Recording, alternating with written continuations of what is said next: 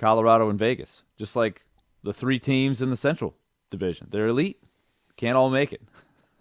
Have you seen what line Nick Bonino has been playing? Just speaking of Minnesota taking on Vegas in the first round, have you seen what line Nick Bonino Bones has been playing on? No.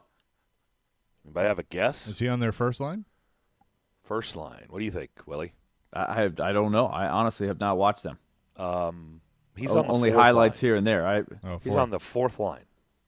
Kevin Fiala's on their 3rd line. On the 3rd line? Yeah. Yeah, he's been going back and forth from the 2nd and 3rd line. He's been playing on the 3rd line. Yeah. Look, Minnesota's had quite the year. Yeah, Kaprizov, whatever they're doing, it's working. Right, it's working. There's another we'll great example. A team has had a fantastic regular season, but they'll have to play out of their mind to win in the first round. Yeah, they had a great. I mean, they Great are season. the Florida Panthers of the right. Yes. They're the Florida Panthers in the West. Unexpectedly dominant. Right. Yeah. Nobody expected them to. They went above and beyond. Did everybody expect that maybe they're vying for that 4th spot? Sure, but did anybody expect them to have the season that they had? No. So they're the Florida Panthers of the West. And by the way, Florida Panthers, Minnesota Wild, great stories. Both are going to be underdogs, and both could easily be out in the first round. Unbelievable. I know. There's going to be a list of teams. There will be 8 whose seasons end in the first round, and everybody was saying, "You can't win in the playoffs, man. You can't win." They can't all advance. It's a tough tournament. We will make our predictions today on the first round. We will go Man, round by round, just like what we've done in the past. We did it for the return to play, and Chase, you took the crown. You were the best picker. Now, why did you have to remind everybody about that? Well, Willie, you were second, and I was dead last. I made a late charge, too little, too late. So Chase, I forgot about this. So Chase won that and the pick 6. Yeah. He's had a heck of a year. Because he's on a roll. I picked Montreal. Because that you just did pick Montreal. Yeah, yep. that had upset written all over it. Mm-hmm. Yes, as they say up there, Montreal. So that helped a lot. There was you another got out of the gates quick. I came out like a turtle, and then turned the Jets on late, but too little, too late. Winnipeg? Not the Winnipeg Jets, because they were out early. No, they were out early. Oh. Yeah. What was that? It was my rim shot. Oh. Thought Stanley knocked my phone. Thought Stanley knocked something over. You got to love the pick whenever you take the Rangers over. Was it the Rangers and the Hurricanes, right? Rangers over the Hurricanes. You guys take Carolina. I take the Rangers. And after game 1, I was like, yep, I already put an X. That's a loser. Not going to win that series. Wrong team. I picked the wrong team. It took 1 game. I was like, yep, I took the wrong team. That's when I knew I was in trouble with my picks. So I'll try to do better this go around. I feel good. I think I feel better about these matchups. Well, we certainly have the opportunity now for paralysis by analysis with all this downtime before the thing actually gets started, right? I think we've done a good job of trying to spread it out this week. We have. We've tried to spread it out. We could be really fatigued by today, Willie, or especially by Monday. I think we've done a good job of, thank goodness there was an NFL schedule release and some other things going on that we were over at, First Horizon Park. But because you're right, we could have easily been extremely fatigued by now. I've been looking at box scores from the different matchups, looking at the lineups for each game, how they changed. I've done a lot. So I decided last night to back off. Take a break. Get ready. Take a break. Yeah. Smart. By the way, Tampa has not made it official with Stamkos and Kucherov, right? They have not. John Cooper has not said 100% they are in. But what is that, honestly, what does that do going into that series? I mean, do you think Coach Q is like, let's see, I've got my strategy with those guys out of the lineup, got the strategy with those guys. I mean, do you think it without not in the lineup is really an option that Florida, that trick right there? Hey, they're in. Oh, no, let's time out. We need to talk about this. I mean, I don't think it changes one right. thing. What does it change? Like, I don't understand. That's the part I don't understand. This is why I think it changes. Like, for example, Steven Stamkos is one of those guys like Ovechkin that stands in the circle on a power play and he changes the power play, right? When you have his shot, and Kucherov on the other side, that it changes the power play, whether they're in there or not. But it's my belief that you can be as secretive as you want, but the other team is going to find out, right? They have people. Don't you think? We have people. Wait a minute. What's it? Like, we may not know. Like, John Cooper could tell us, hey, I don't know if they're going to be in. But we have our best man on it. Is this like Jeff Fisher thinking the Jags are in the trees watching their practice? I mean, what do you? They have their people. Well, they practice in the same building. It's like, well, okay. You can see. There are clues you can see. And there's people in the building. There's eyes everywhere. There's things you can. Is this like Coach K comes in and kicks you out? We see you up there. Get out of here! Get out of here! He did not ask very nicely. Hey, Coach, we're with a Vanderbilt broadcast We're the Vanderbilt broadcast team. Get out of here! I don't care. We're having a beep beep meeting. Get out of here. Okay, sorry, Coach. Good to see you. Go faster! I mean, he made us run out of there. Like, we were tripping over seats and aisles, and that was bad. 1997. You see John Cooper doing that? Vanderbilt at Duke, Cameron Indoor Stadium. Vanderbilt announcing team gets kicked out of Cameron Indoor, trying to do the radio show during a unscheduled walkthrough. It was unscheduled. We just walked in. We had permission. Oh, but no, we're having a meeting in street clothes. Duke was. They weren't even in practice gear. They were just in street clothes right out of class doing a walkthrough. Got kicked out by Coach K. And it was if he'd have said, hey, guys, we're having a meeting. Can you give us 20, 30 minutes? Would have been fine. But he just decided to show us up in front of the whole team and everybody in the gym. And now you can Wasn't our fault. I got we weren't trying to sneak in. K. Yeah, you've been cussed out by Coach K. Yeah. The thing is, Bob Horner from high above, he had eyes on the walkthrough the entire time. He could have videotaped the whole thing, sent it to Jan Van Bredikoff, and if he wanted to, he never got kicked out. He was up there the whole time. Only George and I got kicked out. Did George look at him take and go, that, Coach now K. hold on a second. Now, Coach K, listen. No, Mike. George could not have been nicer the first time. He said, we're Vanderbilt's announcing team. We're going to do our radio show. And he was like, oh, no, you're not. No, you're not. Wrong answer. All right, we'll come back. We'll talk to Aaron Sims, the voice of the Milwaukee Admirals. He's seen a lot of these guys that we talked about a ton this year in Milwaukee, so we'll have a good conversation with him. On the other side, as you listen to Darren, Daunic, and Chase here on this Friday, ESPN 102.5 The Game.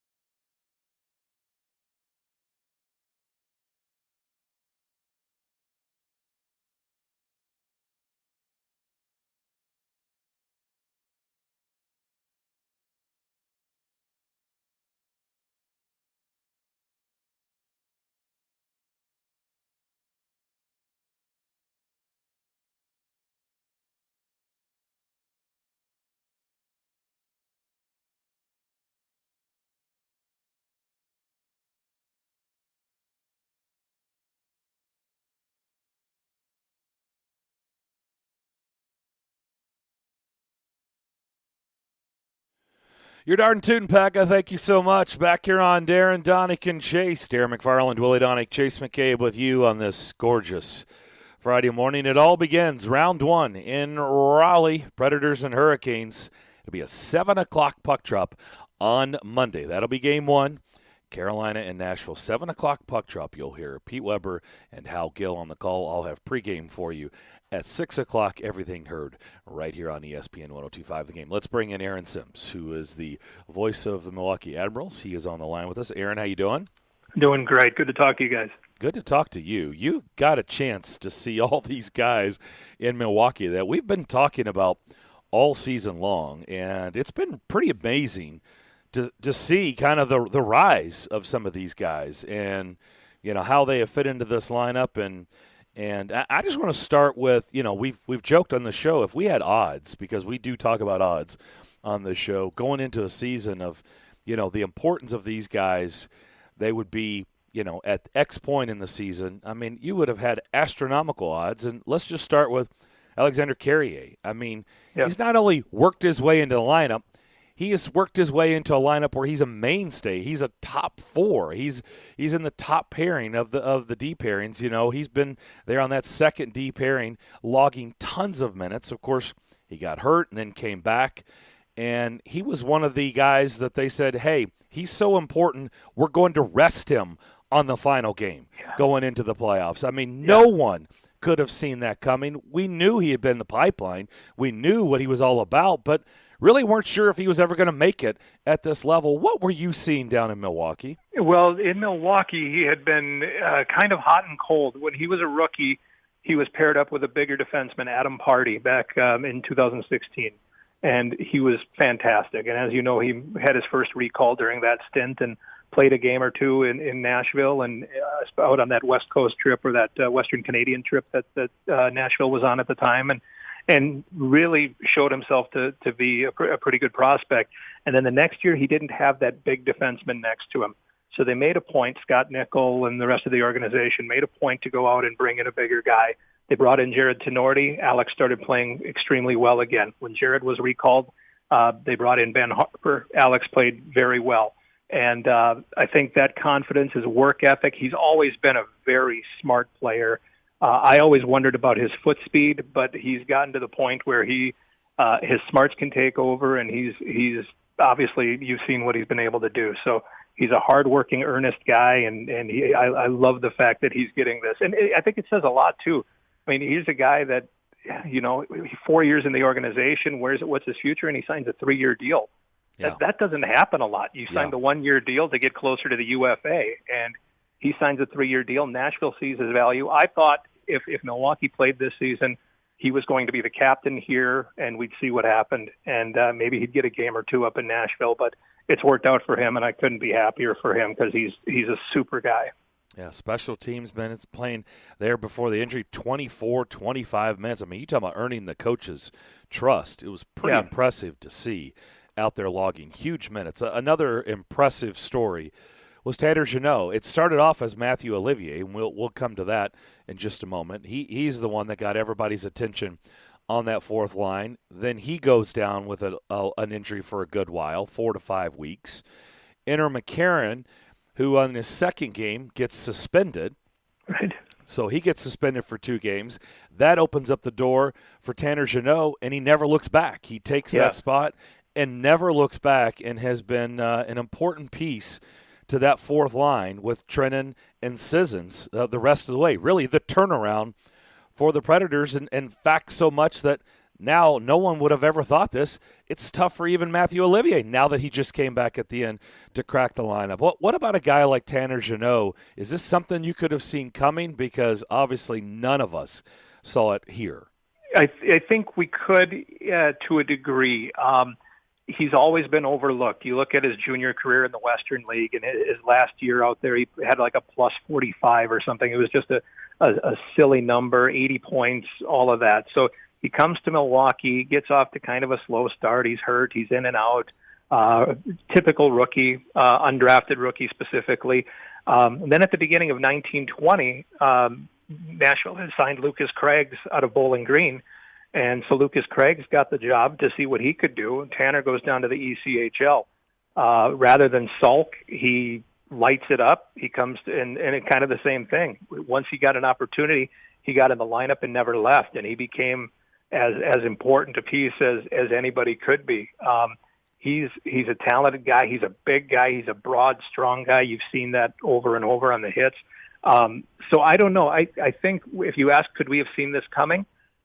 Maybe we should have, because it seems like he's always been proving people wrong. He's never gotten the chance, but once he's gotten the chance, he's run with it. And I think that says a lot about that kid. Matthew Olivier got our attention with what he was doing very, very early on when camp said we were like, okay, who is this guy? And so we learned a little bit, but obviously did not see his impact. What about a guy like Matthew Olivier when he was in Milwaukee? What was the talk then about him? That he had a future. I mean, he's there too. A big guy, does a lot of things on the ice that you need a guy to do, and he's willing to do it.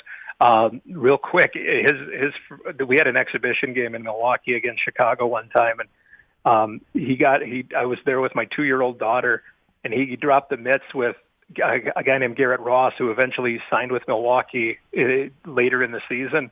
And Matthew cleaned his clock, and my 2-year-old daughter just started crying, and she says, "I don't want that big guy to get me." So we had to leave. We had to leave the exhibition game.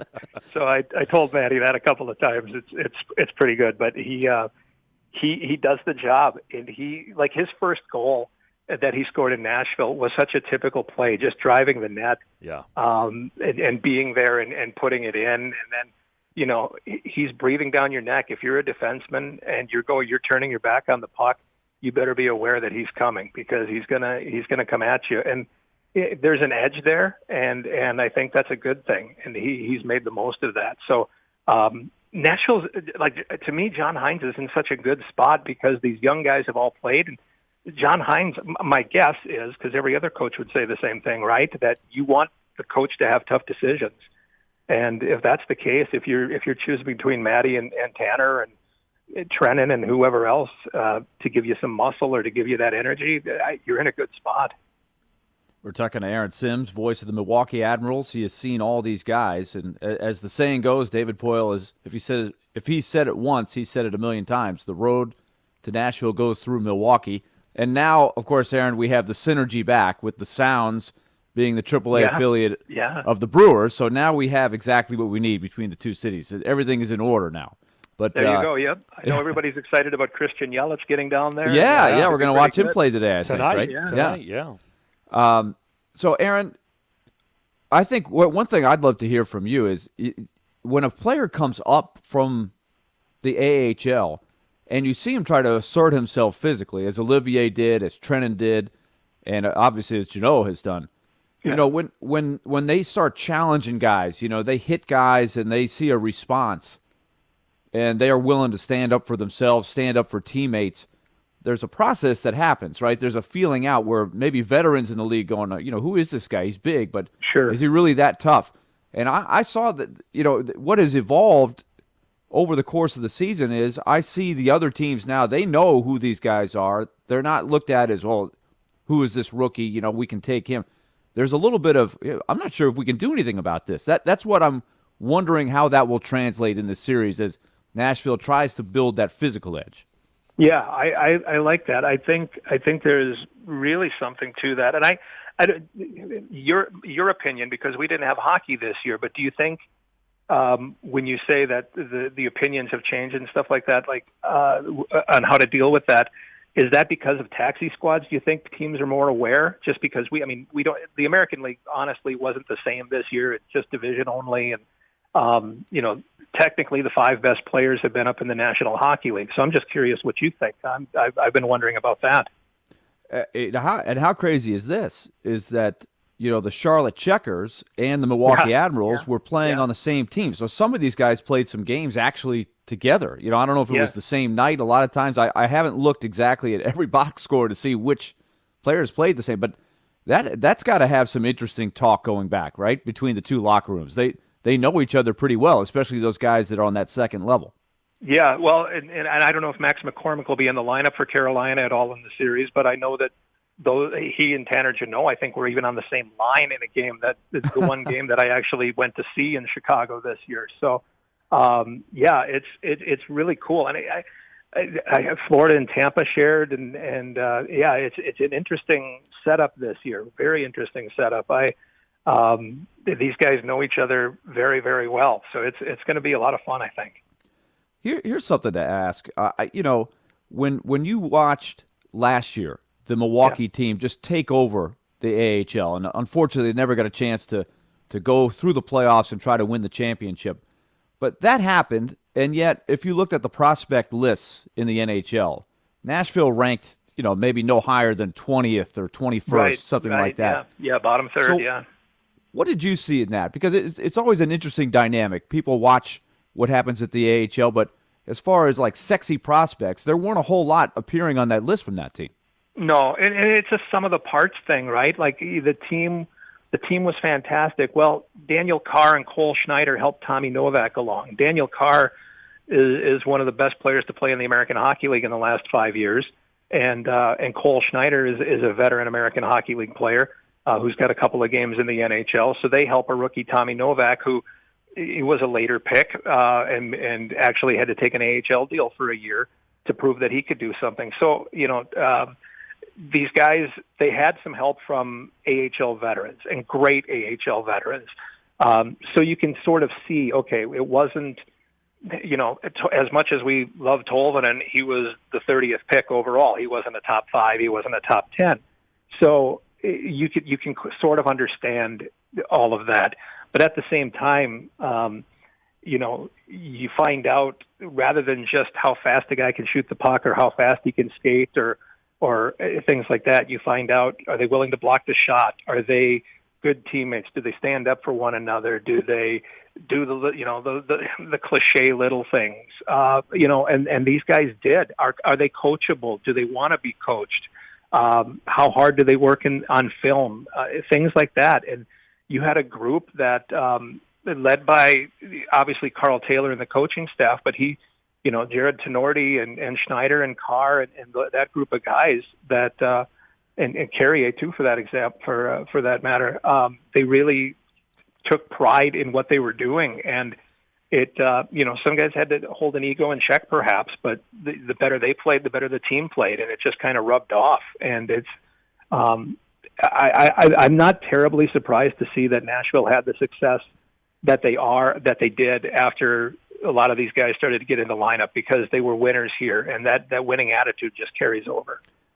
I think you could make the case that group saved the season when the team was really down and injured and really going nowhere. The energy they got from those guys was really something. So, Aaron, let's go back a little further, because virtually every player on the Predators that's homegrown spent significant time in Milwaukee. So I want to ask you about one, because we got all nostalgic the other day, and I was on your show the day of it. We had no idea. I knew that it was going to be a very emotional night, but it went to levels. It was just right out of a storybook, right? With Pekka Rinne on Monday. But you guys up in Milwaukee saw him for a long time, right? He spent. We were just talking to David Poyle about this.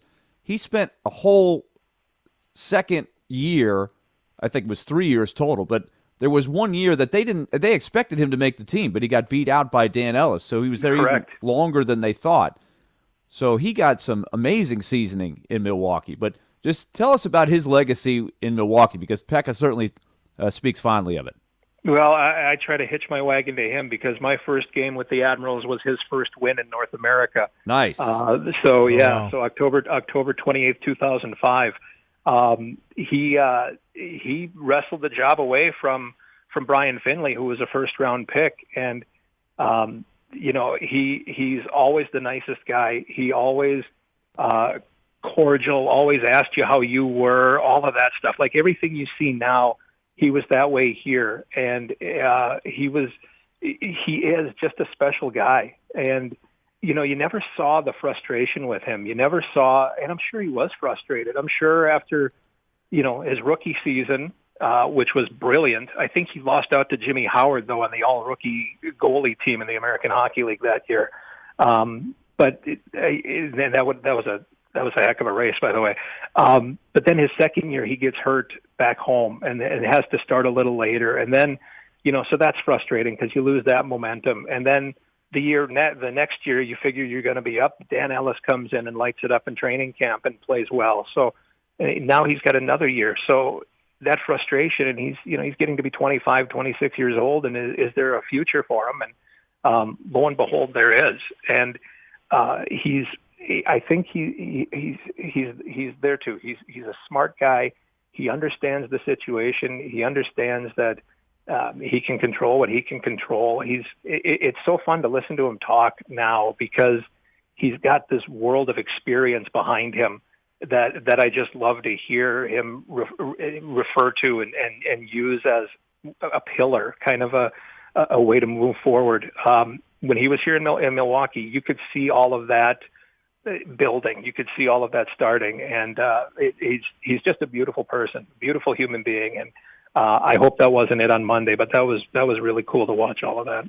We're talking to Aaron Sims. He is the voice of the Milwaukee Admirals, the AHL affiliate of the Nashville Predators. And let's just stick with the goalie theme because you saw the beginning of Pekka Rinne and his pro hockey career in North America. You've also seen it with UC Saros, who has now become the go-to guy in Nashville. I guess you can say the torch has been passed. He has had a tremendous second half to the season with many people talking about him being in their Vezina vote. But what were some of the things that you saw early on from UC Saros during his time in Milwaukee? He is one guy that, like, from day one, I don't think he took a drill off. I don't think he, just warm-up shots or anything like that. Like, you could just see how driven he was. And not that other guys aren't, but for whatever reason, he always stood out to me. Him and years ago, Nick Spalling was another one that just, when they came to Milwaukee, you knew he wasn't going to be here long because, like, Nick Spalling had a stretch where every shot he took he was trying to score. It wasn't just to hit the goalie in the pads. He was trying to score every time. And Saros was like the same thing. Like, he was focused on the process, but he knew where he wanted to go and he knew how to get there. And it's like he had every destination on the map, on the route set up. And there too, smart guy. Obviously, he's worked hard to become a better puck handler. He's because he wasn't that strong when he came to Milwaukee, but he's gotten a lot better. Just nonstop work, and he knows what he's doing. And there too, like he's. The nice thing about goalie coaches nowadays is they let you play the way you're comfortable. They try to accentuate what you're doing. They're not trying to break you down and turn you into a robot. And Saros obviously has done extremely well for himself. We've seen obviously a lot of homegrown players in the Predators organization make their way to Nashville. But how much has Scott Nickel and his role maybe elevated some of that since he's been in the role that he's in? I think he has. I think he's done his homework. He's figured at this level to nurture, so to speak, the younger players. And I think overall in hockey, though, it's a changed mindset. It used to be if you lost a fourth line guy or whatever in Nashville, then the top scorer from Milwaukee would be called up, and then they'd go play on the fourth line. And I can't remember who I was talking to, but they said it was one of their first games, and Wade Belak got into a fight, and he looked, and Nick Spalling was the other guy, but I can't remember who the wing was that got called. Chris Mueller, I think. And Chris Mueller looked at Nick Spalling, and Spalling says, "Well, that's pretty much our night."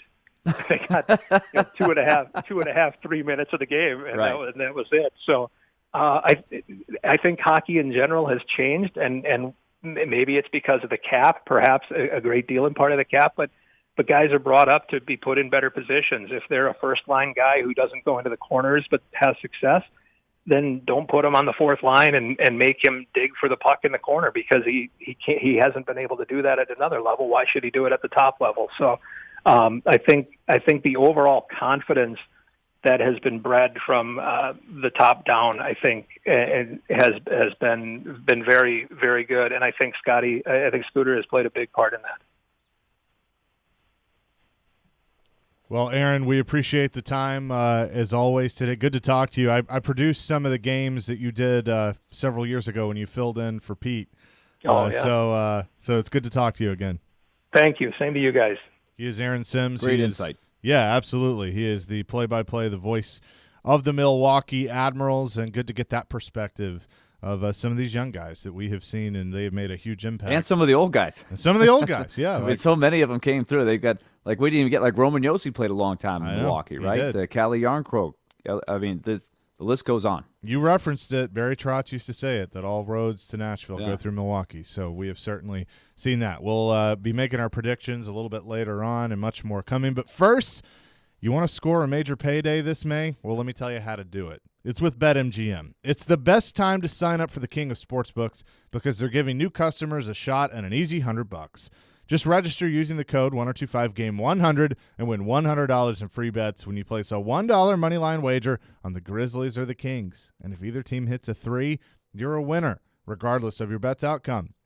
Whether you're raising the stakes on basketball and hockey playoffs, they're here, or wagering on your favorite baseball team, I have been known to do that. BetMGM is always ready for action. Enjoy innovative parlay selection builders, daily promotions, boosted odds specials, and much more. Just download the app or go to BetMGM.com. Use that code 1025GAME100 to win $100 when you bet $1 on the Grizzlies or the Kings and either team hits a 3. New customer offer. Paid and free bets. You must be 21 years or older. Must be in Tennessee. Visit BetMGM.com for a full list of terms and conditions. For problem gambling support, call the Tennessee Red Line at 800-889-9789.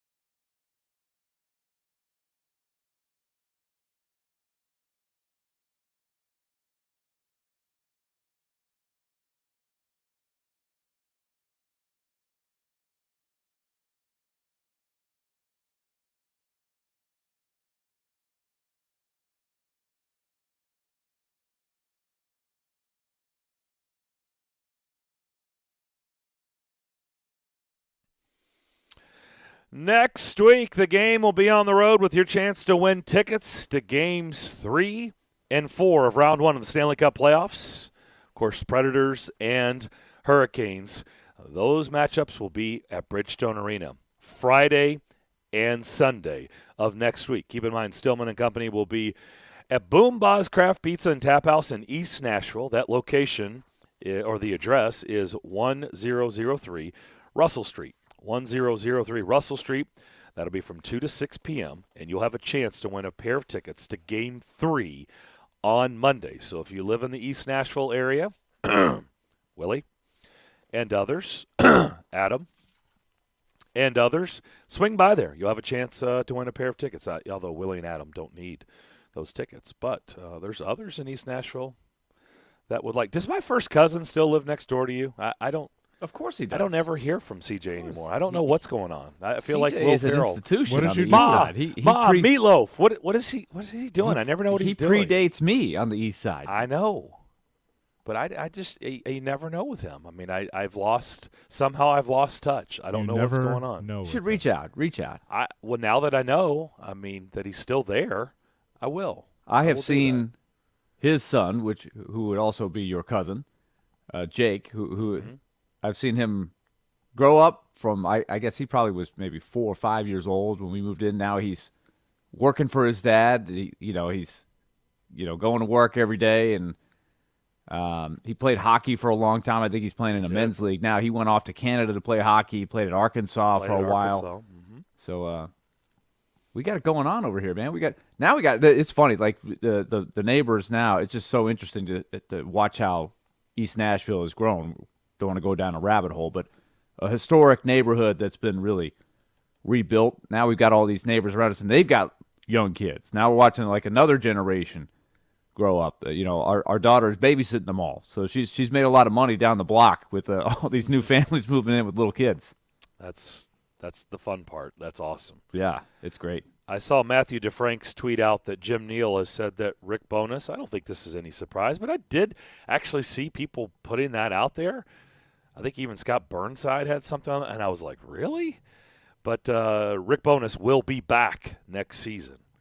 And it's also expected that the rest of the coaching staff will return. And I was like, I was surprising. No, I know, but there were actually people going, maybe they don't bring back Rick Bowness. And I'm like, really? They just went to the Stanley Cup final, and everything that they endured this year, and they still hung in there to the very end. Like, really? That's in question. So I was surprised that stuff was being floated out there, but Jim Neal putting out there today that they will indeed all be back. So I don't think that's any great surprise, but did want to pass that along. Elijah, do we have what John Hines said this morning, or are we working on that? Oh, I got it right here. About Tolvanen? Yes. Sure do. Head coach John Hines was on Robbie and Rex Road this morning, and, we've been talking about some of the tough decisions. We just talked about it with Aaron Sims, who's the voice of the Milwaukee Admirals, and we appreciate him coming on. It's pretty interesting to get his perspective watching all these guys. Speaking of Willie, watching them grow up. He got a chance to do that in Milwaukee. But John Hines asked about Ellie Tolvanen, and here was his comments. And regarding Tolby, it's I think he really got some traction there, and then he got hurt, and then since he's come back off his injury, I know he's working and trying. We're working with him, but he hasn't had the same impact as he's had 5-on-5 or on the power play. So I think it's the combination of the coaches trying to help the player, but it ultimately comes down to the player being able to play at a level that we feel he's going to be able to help us win. So, that'll be a decision we'll have to make, whether he's in or out. I don't know what you guys made of that, but I'm just my antenna went up. Me too.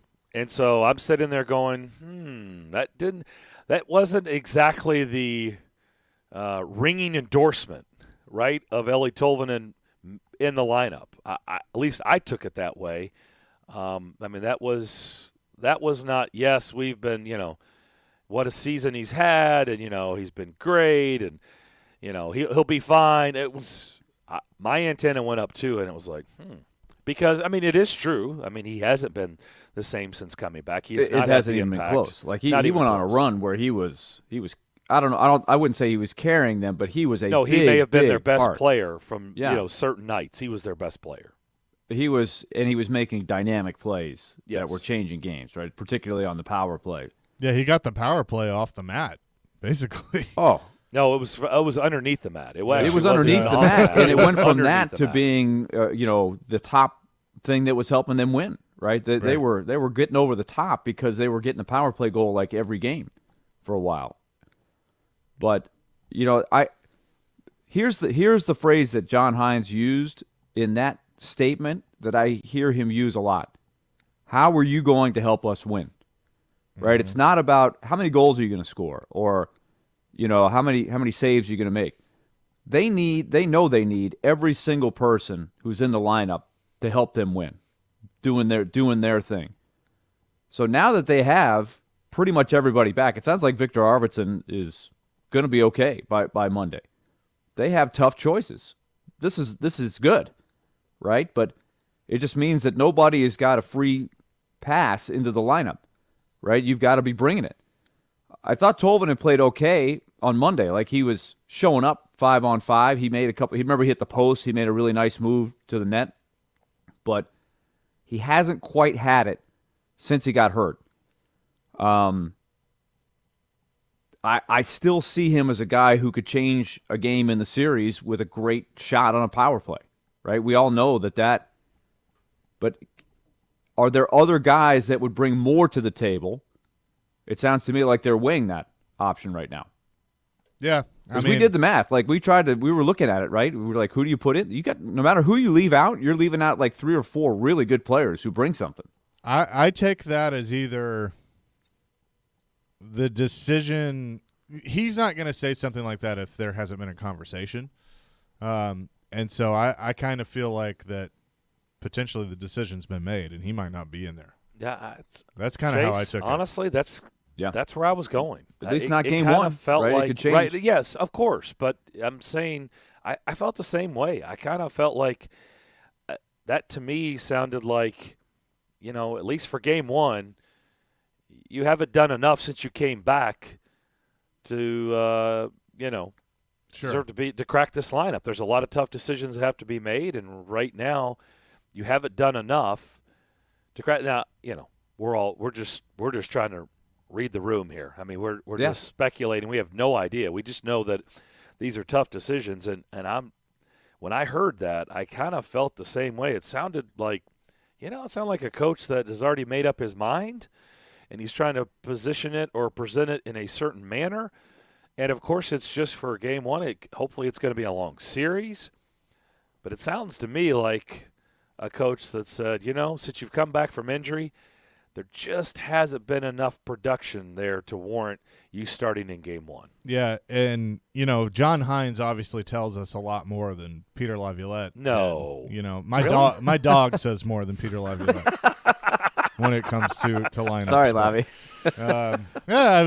To each their own. But he's not going to he's going to talk to Tolvanen and Tolvanen's going to know what's going on. He's not going to say that on a radio show unless the proper conversations have been had. And while he's not revealing his entire hand, that's just how I took it. That I think the decision has been made and Tolvanen's probably not playing Monday. All right, so let's bring up 2 questions. Can I say this real quick? Kudos to John Hines for talking. A lot of these coaches, we've talked about this, the bunker mentality, the paranoia that goes on, especially this time of year. For him to still be talking and doing interviews and a commitment, it's like good for him. Like I just so many times it's like this time of year, it's like, oh, I can't say anything. I can't be heard from. You go down you go down in your cave and you're not coming out until it's over, until the run is over. And good for him that he was talking.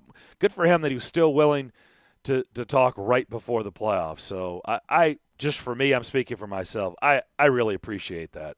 And he wasn't even on this show, but I'm glad that he went on Robbie and Rex Road and he did the interview before the playoffs. Yeah, it says a lot to me. It's awesome. Now, maybe in the next couple of days of practice, Eeli Tolvanen has some amazing practices, and his shot's on fire, and they were like, we need to reconsider that. But let's look at a lineup without Tolvanen, because it comes back to something that you guys both brought up on Tuesday, and that is, what about that line of Duchesne, Johansson, and Forsberg? You could do that if you sat Tolvanen, and then that could give you the opportunity to get Arvidsson in there. On the third line?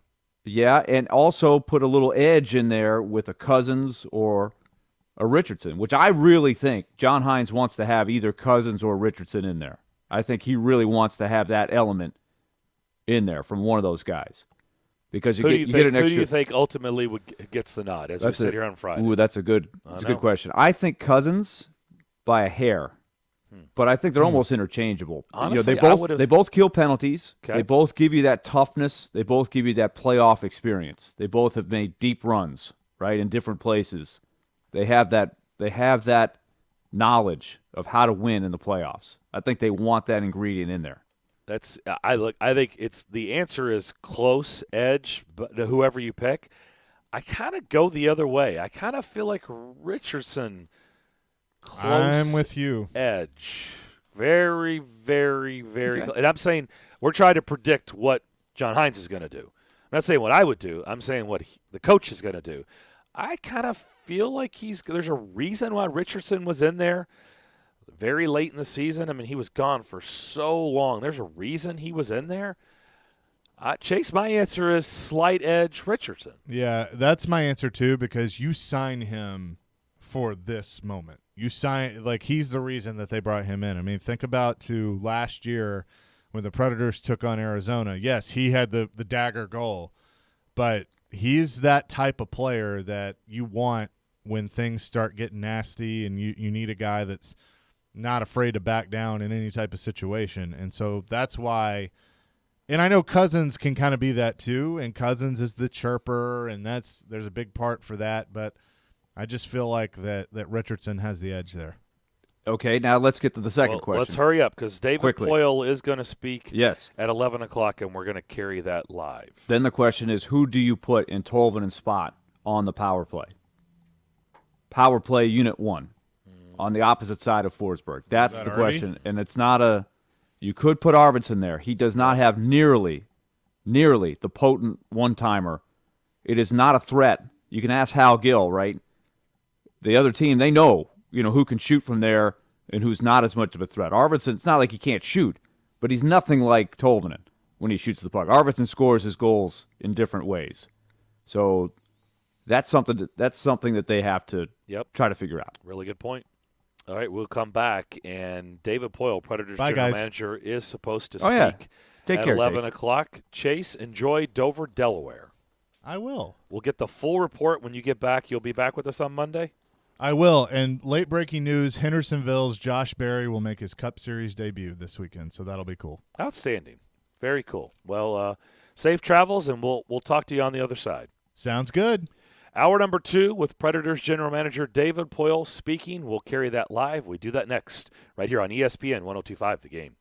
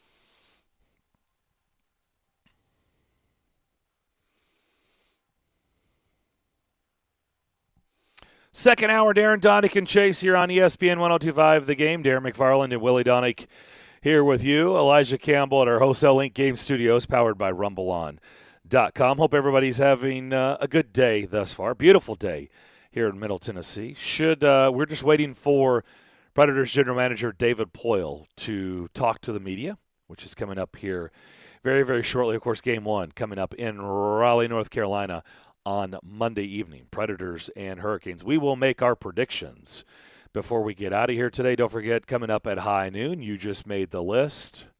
This one should be pretty easy. There's been a lot going on this week. I think you should have something pent up.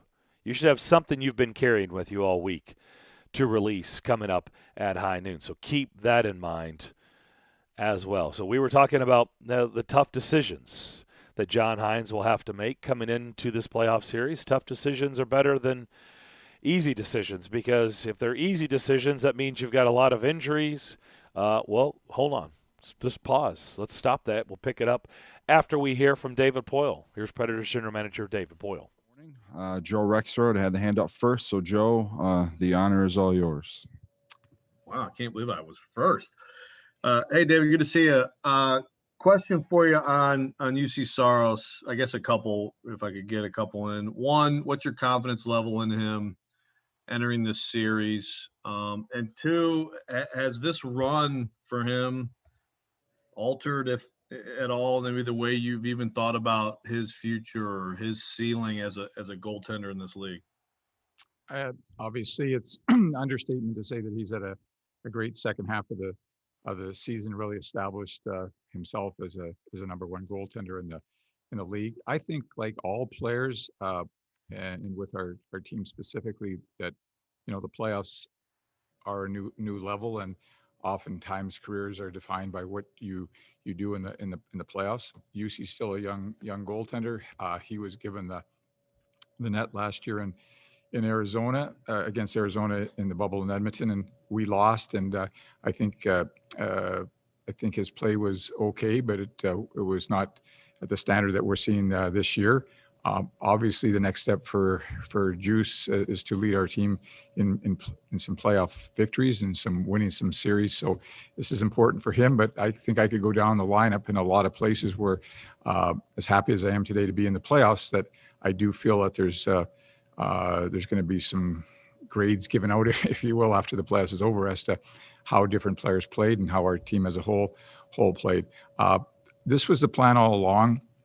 As I think everybody knows, is that eventually that the torch would get passed to use from Saros. I mean, one of the strengths of our franchise since I've been here is our goaltending has always given us a chance to win. Has always been top goaltenders. I think probably we have probably used the fewest amount of goaltenders in 23 or 24 years in any club in the league. I'm not 100% sure of that, but Juice looks like he's got a chance to be really good for us. This is his time. I mean, he's certainly prime reason why we're going to be playing Carolina, why we got into the playoffs. There's a lot of reasons, but he's right at the top of the list, and really think this is going to be the next step for Juice with our team and our organization, and really to solidify himself as a number one goaltender to help lead us in the playoffs here against Carolina. Teresa Walker. David, this playoff format, it's almost like going back to the past in a way, playing a division rival, somebody that you're very, very familiar with your experience from when this was the format. What can we expect? And is it a good thing when you know an opponent as well as, like the Carolina Hurricanes? I think it is. I think it's great for our players and also for our fans. When you go back to the last two regular season games, as John said, he's looking at this as a best of 9, 2 regular season games and possibly seven playoff games. Obviously, we know each other real well. The intensity certainly has got taken to a higher level based on the fact that the last 2 games were really important for us to win, especially one game, and then the physicality of the game. So I think this is terrific in getting to build up rivalry and getting to bring out the best in both teams. It's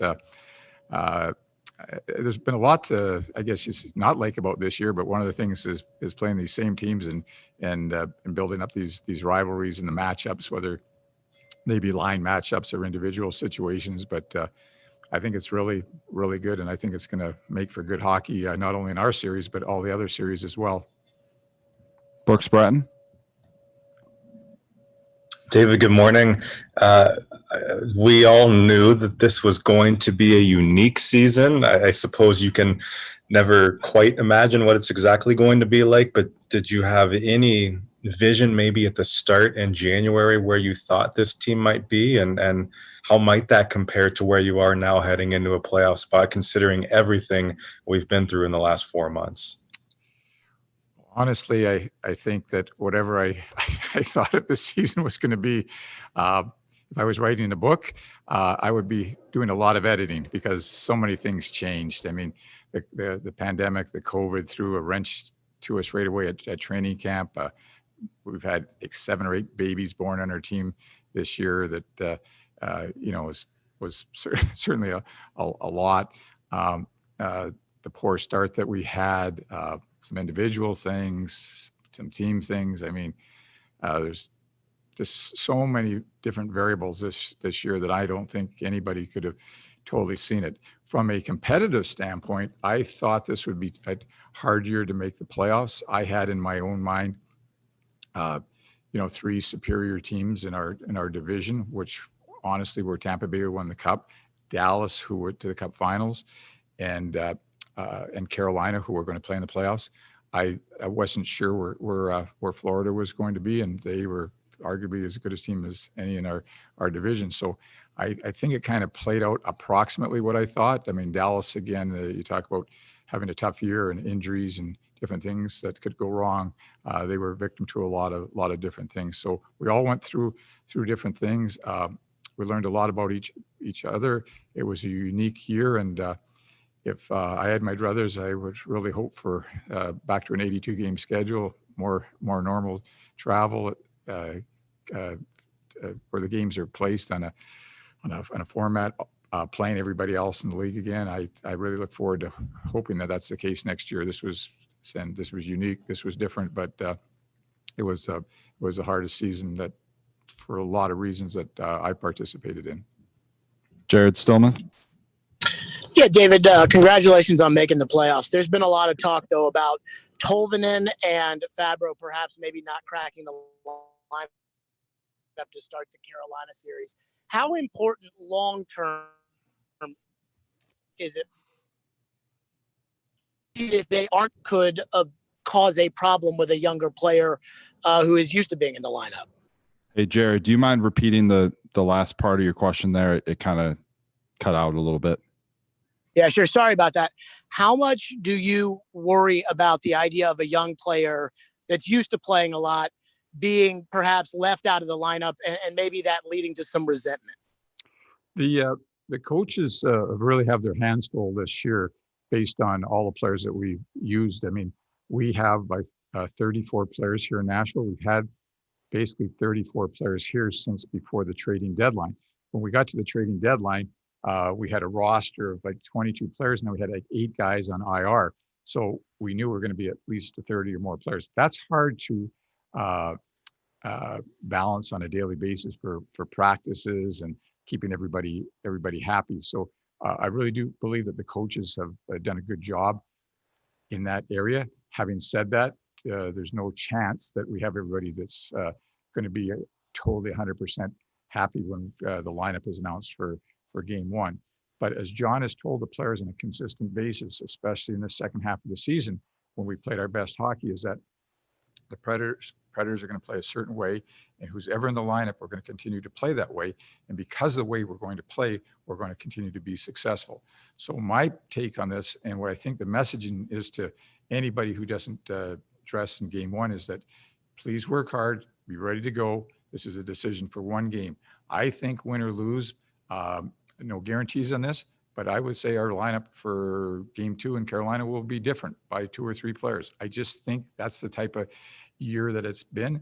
We're going to see something what we like when we play Carolina in game one and something that we're not going to like. And there's going to be a player that's more suited to play or to make a change. And I think it's our depth that's actually put us in the playoffs with the changes that we've made almost on a game by game basis. And it seems like every time we've had to put somebody new in the lineup, we've actually gotten stronger for it. So again, it's not perfect for younger players like you mentioned, Tolvin, and if he wasn't to play, or Fabro, since they've been out, at different games, but they're going to get their chance, and it could be game one and maybe game two, but they're going to get their chance. They have to be ready. So I think we've come so far with our younger players, and specifically a guy like Tolvin, that he knows that he's in our plans for the future. We're just looking for more consistency from him. He was really hot there for a while. He unfortunately had an injury that was out. He was out for 7-8 games, and I think, in all due respect to him, he hasn't come back quite as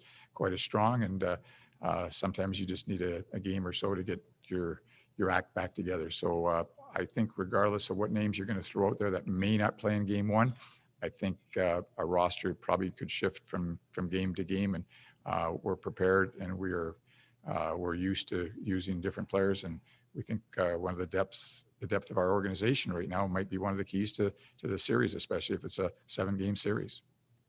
Adam Vingan. Good morning, David. Good to see you. When we last spoke after the trade deadline, you took a calculated risk by keeping the team together, even acknowledging that making the playoffs wasn't a guarantee at that time. Now that this team has made the playoffs, how do you look back at the decision-making process you made around the trade deadline? Well, I was pretty comfortable with it myself at that time. I think what I said to you or some other people is that I really felt that we're starting to play really well, kind of living up to our expectations. In addition to that, and most importantly, is that we were putting so many new and younger players into our lineup that I felt that the continuity, the veteran presence, for example, like Alex Carrier playing with Matthias Ekholm, I mean, that was a great thing. Say Luke Cunnin coming back and playing on a line with Yarny and Granlund, that was a great thing for Luke Cunnin.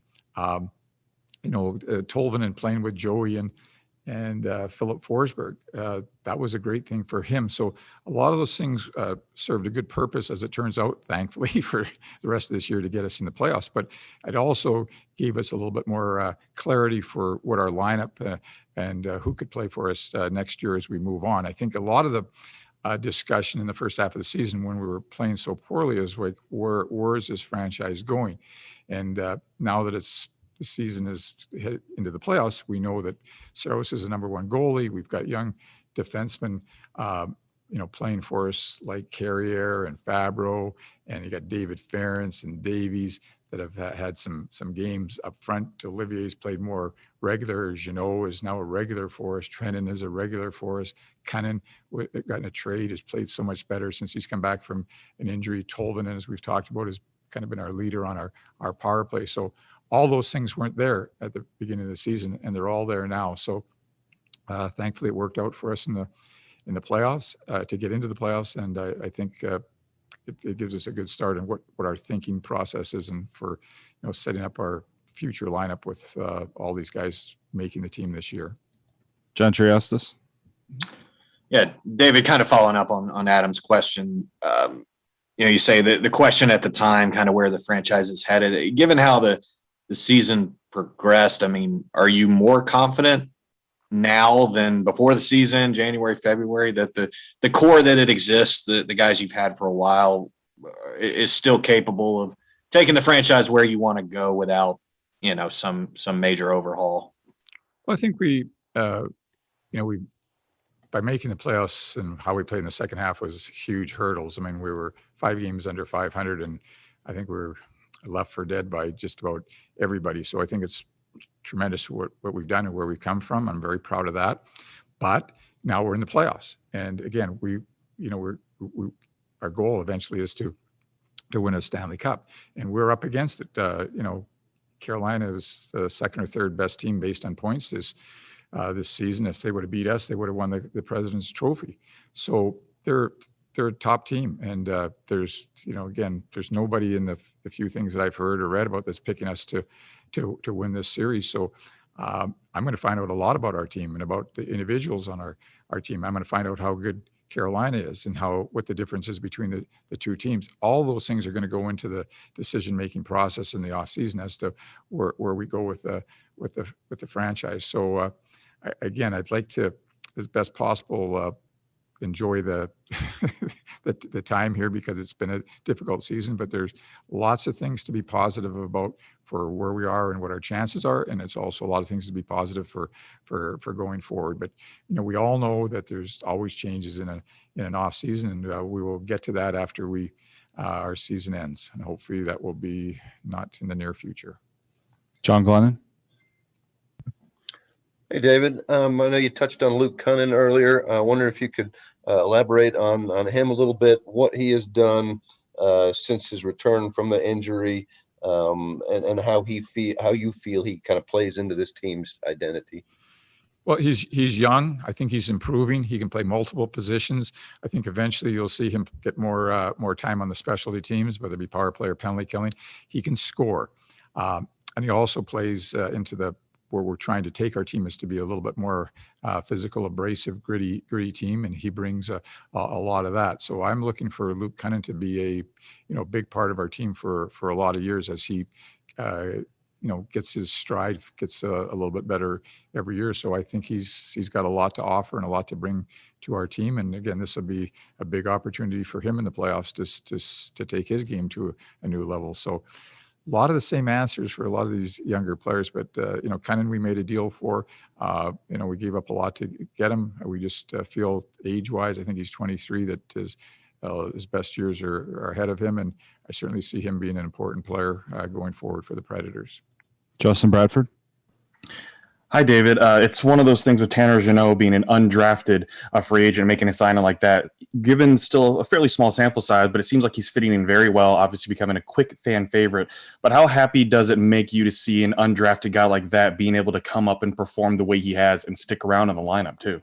Yeah, that's fabulous. Kudos to our scouts, Glenn Sanders out in Western Canada to see what he saw in Tanner. I mean, if you look back at some of the past few years when we were in the Stanley Cup Finals and we won the President's Trophy, we're trading a lot of assets to get to that point in draft picks. So you need some additional good drafting, if you will, from your scouts to kind of make up for all of those picks that I traded away. And with Tanner Jeannot, this excellent story. Great young man as I'm getting to know him. Love his size, love his physicality. Seems to have a little bit of touch around the net. He was a leader down in Milwaukee. So really feel good about his progress and his future. It's a great story. We need a couple more of those stories. All right, we'll be taking 3 more for David here. Go to Brooks. David, this team has made the playoffs a number of times, 14 times since 2004, and 7 straight playoff appearances. I know that the goal is certainly more than just to make it, but are you able to appreciate those numbers at all? And what does this time of year mean for you? Yeah, I think so. I look at the numbers and the fact that Pittsburgh's got a run of 14 or 15 years, and we're tied for second. I think that's really good. This is a hard business, as I always say when people are critical about how we're playing, and I'll say, well, the other team is trying to win too. I mean, it's hard, and then you throw that in with the salary cap and the decisions that you have to make signing contracts, and then now we have a flat cap for the next couple of years. It's going to be hard for a lot of clubs to improve their club or to retain their players. So I'm happy with where we are and what we've done as a franchise. No question, I'd like to be a little bit better and more consistent. But again, you got to take with what you have. It's been a little bit of a rebuilding situation this year, which I kind of teased last year in the off season. We brought in some different types of players to give us a different look, whether it be Brad Richardson or Cousins, these type of guys. I think it's eventually it's played out the way that I had hoped it would play out. And as I said earlier in this interview, that we've now put in a lot of other younger players that we either weren't on the radar or we weren't giving them the chance before. So I think we're really headed in the right direction, but there's always more work to do, and there's always going to be some changes. So once again, I look forward to these playoffs. I think that's certainly going to be an important measuring stick for whatever we decide to do in the future. Adam? David, among the moments that you've cherished during your 20-plus years here, where does the post-game scene from Monday night involving Pekka Rinne rank? And what is your immediate sense of what his future could hold after this season?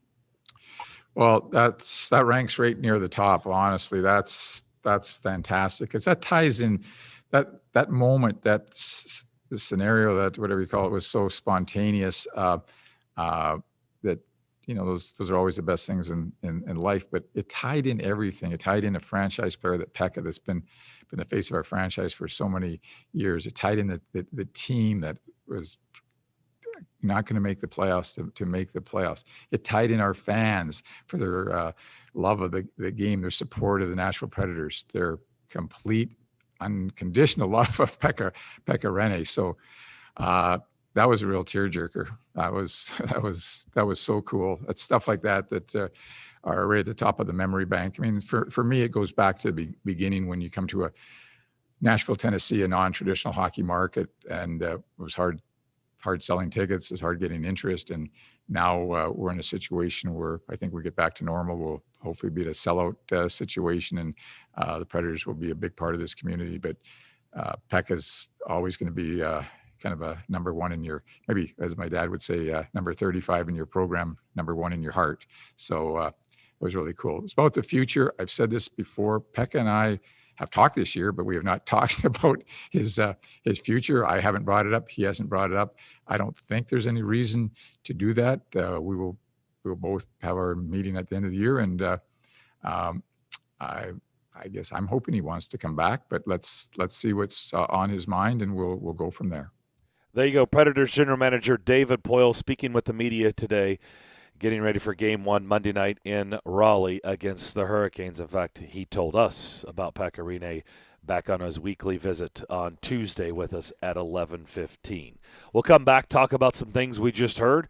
On the other side, don't forget you just made the list coming up at noon. But right now I'm going to talk to you about the big names that are headlining this weekend's UFC 262 card. Yep, from Tony Ferguson to Michael Chandler, there will be no shortage of action.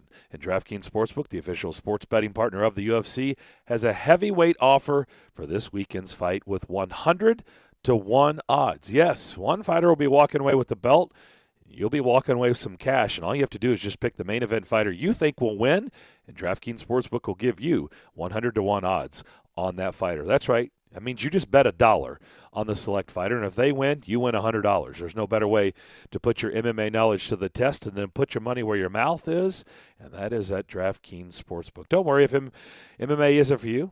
They've got offers and great odds and promotions on basketball, hockey, and so much more. DraftKings is safe, secure, and reliable, and you can deposit and withdraw your funds at your convenience. All you have to do is download that top-rated app and use the promo code 1025GAME, and when you sign up, turn $1 into $100, and all you have to do is bet on the main card fighter to win. If they do so, you win. That code again, 1025 the game. 1025 game. Remember, that's your code. Turn $1 into $100. Download that top-rated DraftKings Sportsbook app right now. This is for a limited time only. DraftKings Sportsbook. You must be 21 years of age or older.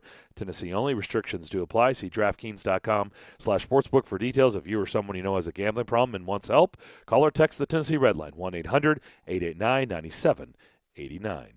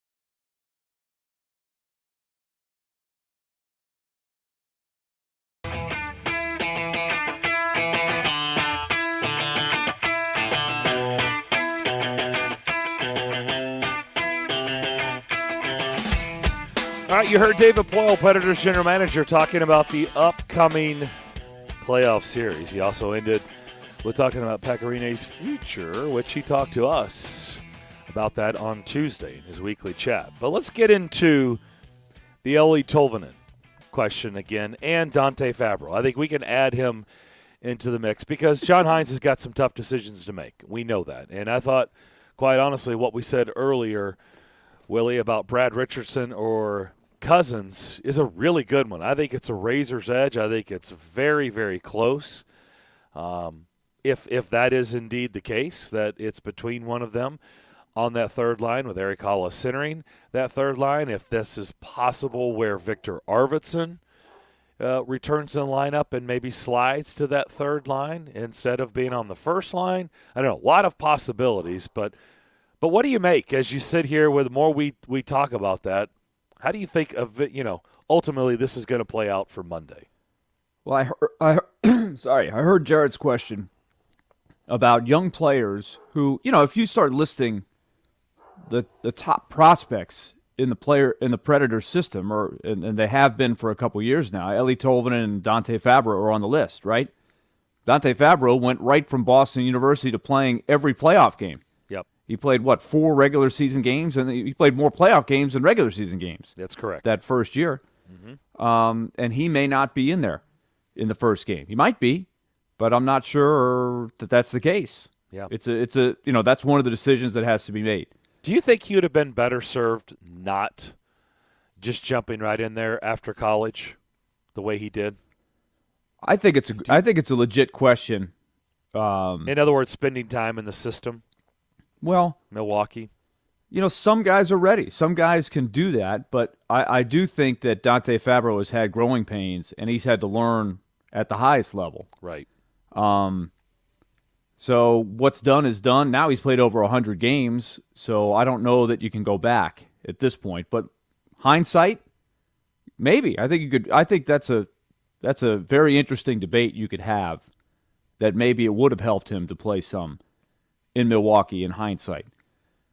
That being said, to the present, right? Jared's question of, hey, what about these guys? They're big-time prospects. They're a big part of your future, and they may not be in your lineup game one. I think back, there was a time, and I'm trying to think of the exact year. I think it was 2006, somewhere in there. I think 2006 was the year. Predators against the Sharks. Shea Weber had come up during the season. Mm-hmm. He's a young Shea Weber. Young Shea Weber. Mm-hmm. I felt like he should have been in there. And he was in there. And you know who he took out of the lineup? Pretty much for the whole series. Ryan Suter. Ryan Suter. Yep. Ryan Suter, I think, was benched the entire series against the Sharks in favor of Shea Weber. And I can tell you, and you know this to be true, Darren, Ryan Suter wasn't real happy about that. No, he was not. He was ticked off. But as we know, long term, he survived. He turned into a pretty good player. He did survive. It didn't ruin his career. Still playing. Yes. Logging lots of minutes. But that is what happens. Let's fast forward. 2012. Predators, Coyotes. Nashville beats the Red Wings in the first round. Hal Gill, coming back from a broken leg, is ready to play in the second series. So now you've got Ryan Ellis, Roman Josi, among the players who are fighting to stay in the lineup. I'm pretty sure Ryan Ellis didn't play every game. I'd have to go back and look every game, but guys like Frankie Bouillon were in there. Ryan Ellis wasn't quite ready to play every night back then. Wasn't he the Cube, right? The Cube, yeah. The Cube. But they wanted the veterans in there. So I wouldn't panic if Fabro and or Tolvanen are not in there in the first game. It's just part of the track. It doesn't mean they're not going to get there. And it can go the other way, right? Jonathan Blum jumped in there. He played every playoff game in 2011. And then by 2012, he was out of the lineup. He was playing in Milwaukee. Completely out of the lineup. Yep. So, and he was a first-round pick. It's not like he wasn't a prospect, and he ended up not really being he was more of a fringe NHL player for most of his career. He bounced around a lot. He was up and down from the minors a long time. So everybody's got a different pathway. And so Alex Carrier right now is the man. He's entrenched as that number 4 guy. But in a year from now or 2 years from now, it doesn't mean Dante Fabro won't, explode or blossom and become the player that we all think he can be down the road. But you got to make the call for game 1, round 1. And I thought David Poyle's answer was good, was because you're not in the lineup round 1 doesn't mean, or game 1 doesn't mean you're not in there game 2. Which right? is what There's we going were to talking be, about in the he first says hour. there's probably going to be a couple of changes one way or the other for injury purposes or ineffective purposes. It's unlikely that you're going to have exactly the same lineup in game 1 as you do in game 2.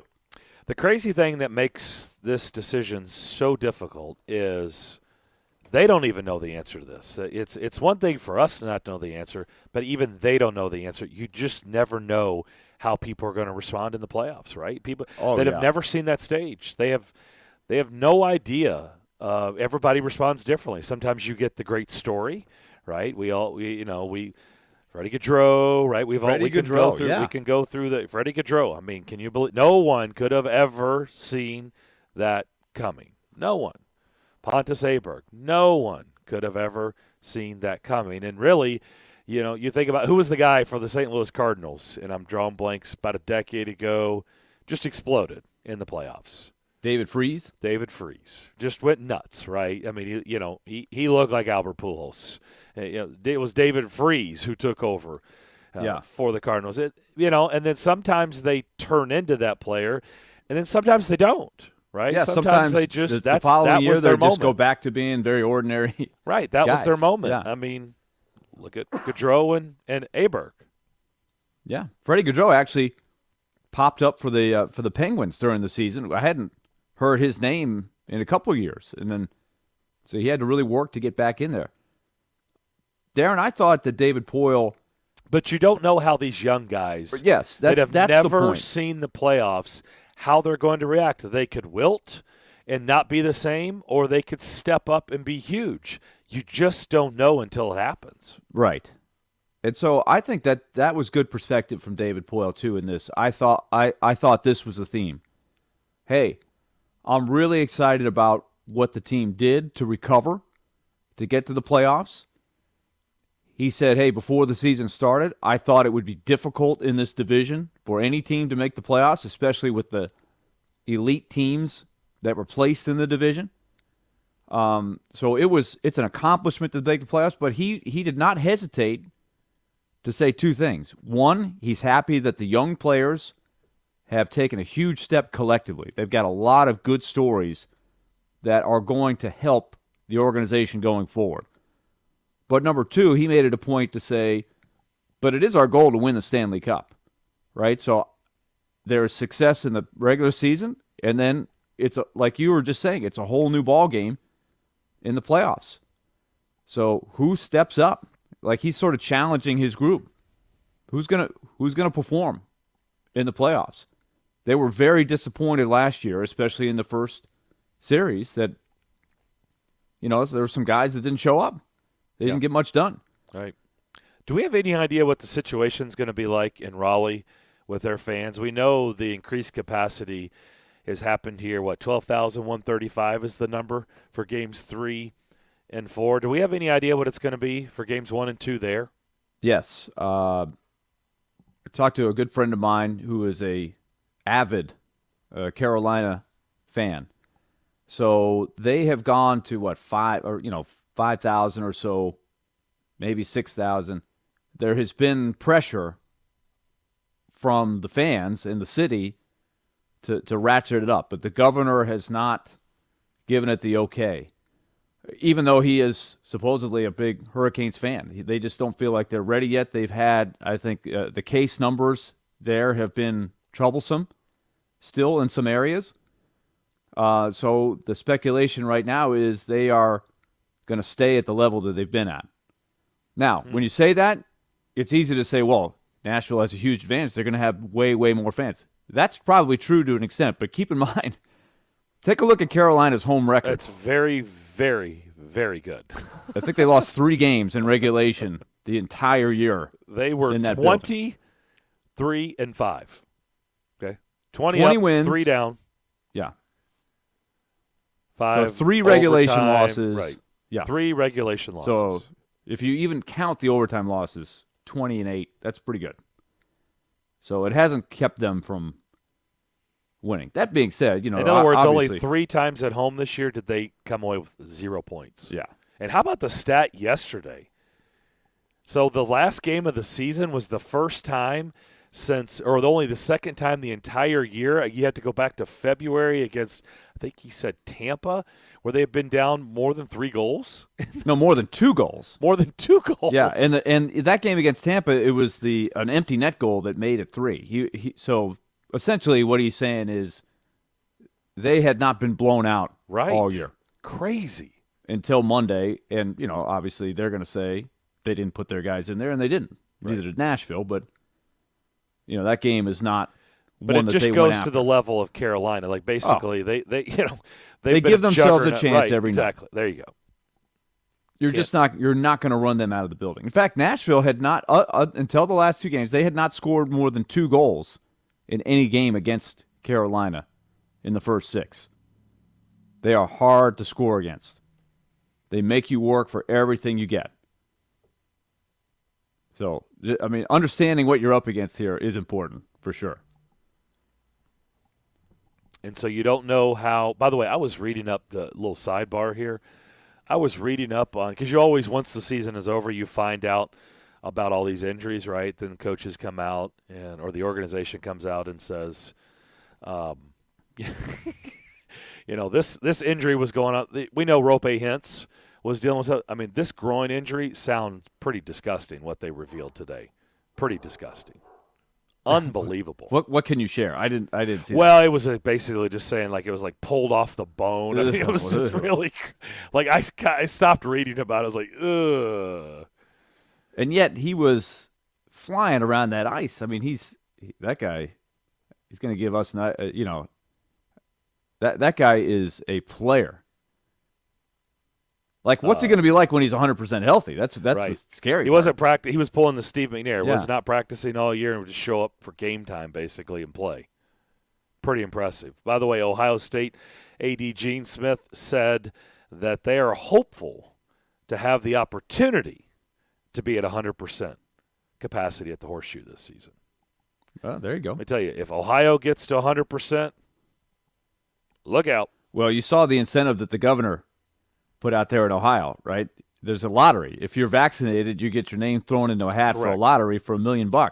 So trying to get people. No, that is true. You're not for people. Listen, that is not. That's an absolute fact. Yeah, and so it's just I think every state's trying to get creative on how do we get people to just take the extra step. Sometimes it's just easy because vaccinations you might in your mind say I got to get vaccinated, but you just haven't gotten around to do it. Maybe just something that'll spur you on. Well, that could spur you on, right? Chance to win $1 million. Just go get vaccinated. There's a real shot some people got motivated by that. Yeah, I'd say maybe that motivates a few. Just pressing some buttons. You just made the list coming up at high noon, but right now, Willie, as we head to our final break of the hour, you're going to tell everybody about the good folks at Lee Company. All right, Lee Company. Our theme this hour has been Predators getting ready for the postseason, and so Lee Company has been a big sponsor of the Predators for a long time now, going back several seasons. And on this radio station, you have heard their consistent message. They support the Nashville Predators and all the sports teams in our community, and they want to help all of you with all of the things that kind of keep your household running and your business for that matter. General maintenance, just stuff that pops up over time. Doors that aren't closing properly, or the hinges are off, or the windows aren't set, or tiles. They've got that department for you at your home or your business. And they want to make it easy for you. If you just want to make an online appointment, you can do that. You don't have to pick up the phone. LeeCompany.com. Or if you do want to call, explain the problem, they'll get out there for you as fast as they possibly can. 615-567-1000. General maintenance, Lee Company. Of course, the bread and butter, air conditioning, heating, plumbing, electric. They've got that year-round for you. They've got programs that can help you like the home maintenance plan. That's what we use in our house. But, hey, it could be something just very simple. My air conditioning's not working. I need some help. 615-567-1000. Let Lee Company do it for you. Let their decades of expertise go to work for you.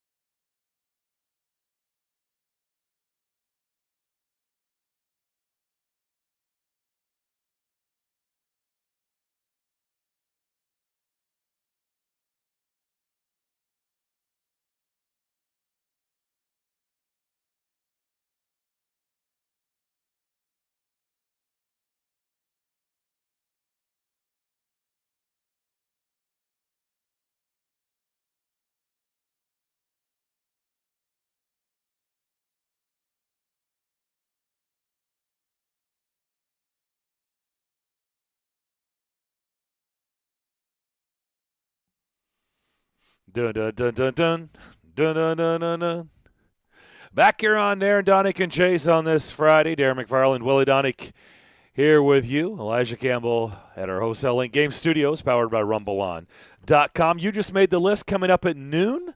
And then after that, we were going to want your full participation. We know you've been holding some stuff back for Friday. And then after that, we will make our predictions. I'm not sure if Chase is going to be on a plane, that time, or if he has sent in his picks. If he hasn't, then he'll just have to send them to us at some point. But in fact, Elijah, if you could reach out to him and see if he could text over.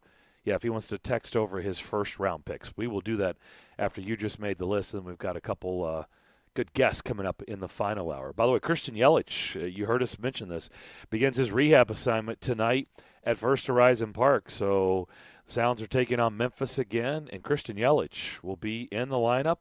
And really good news for the folks going to the game.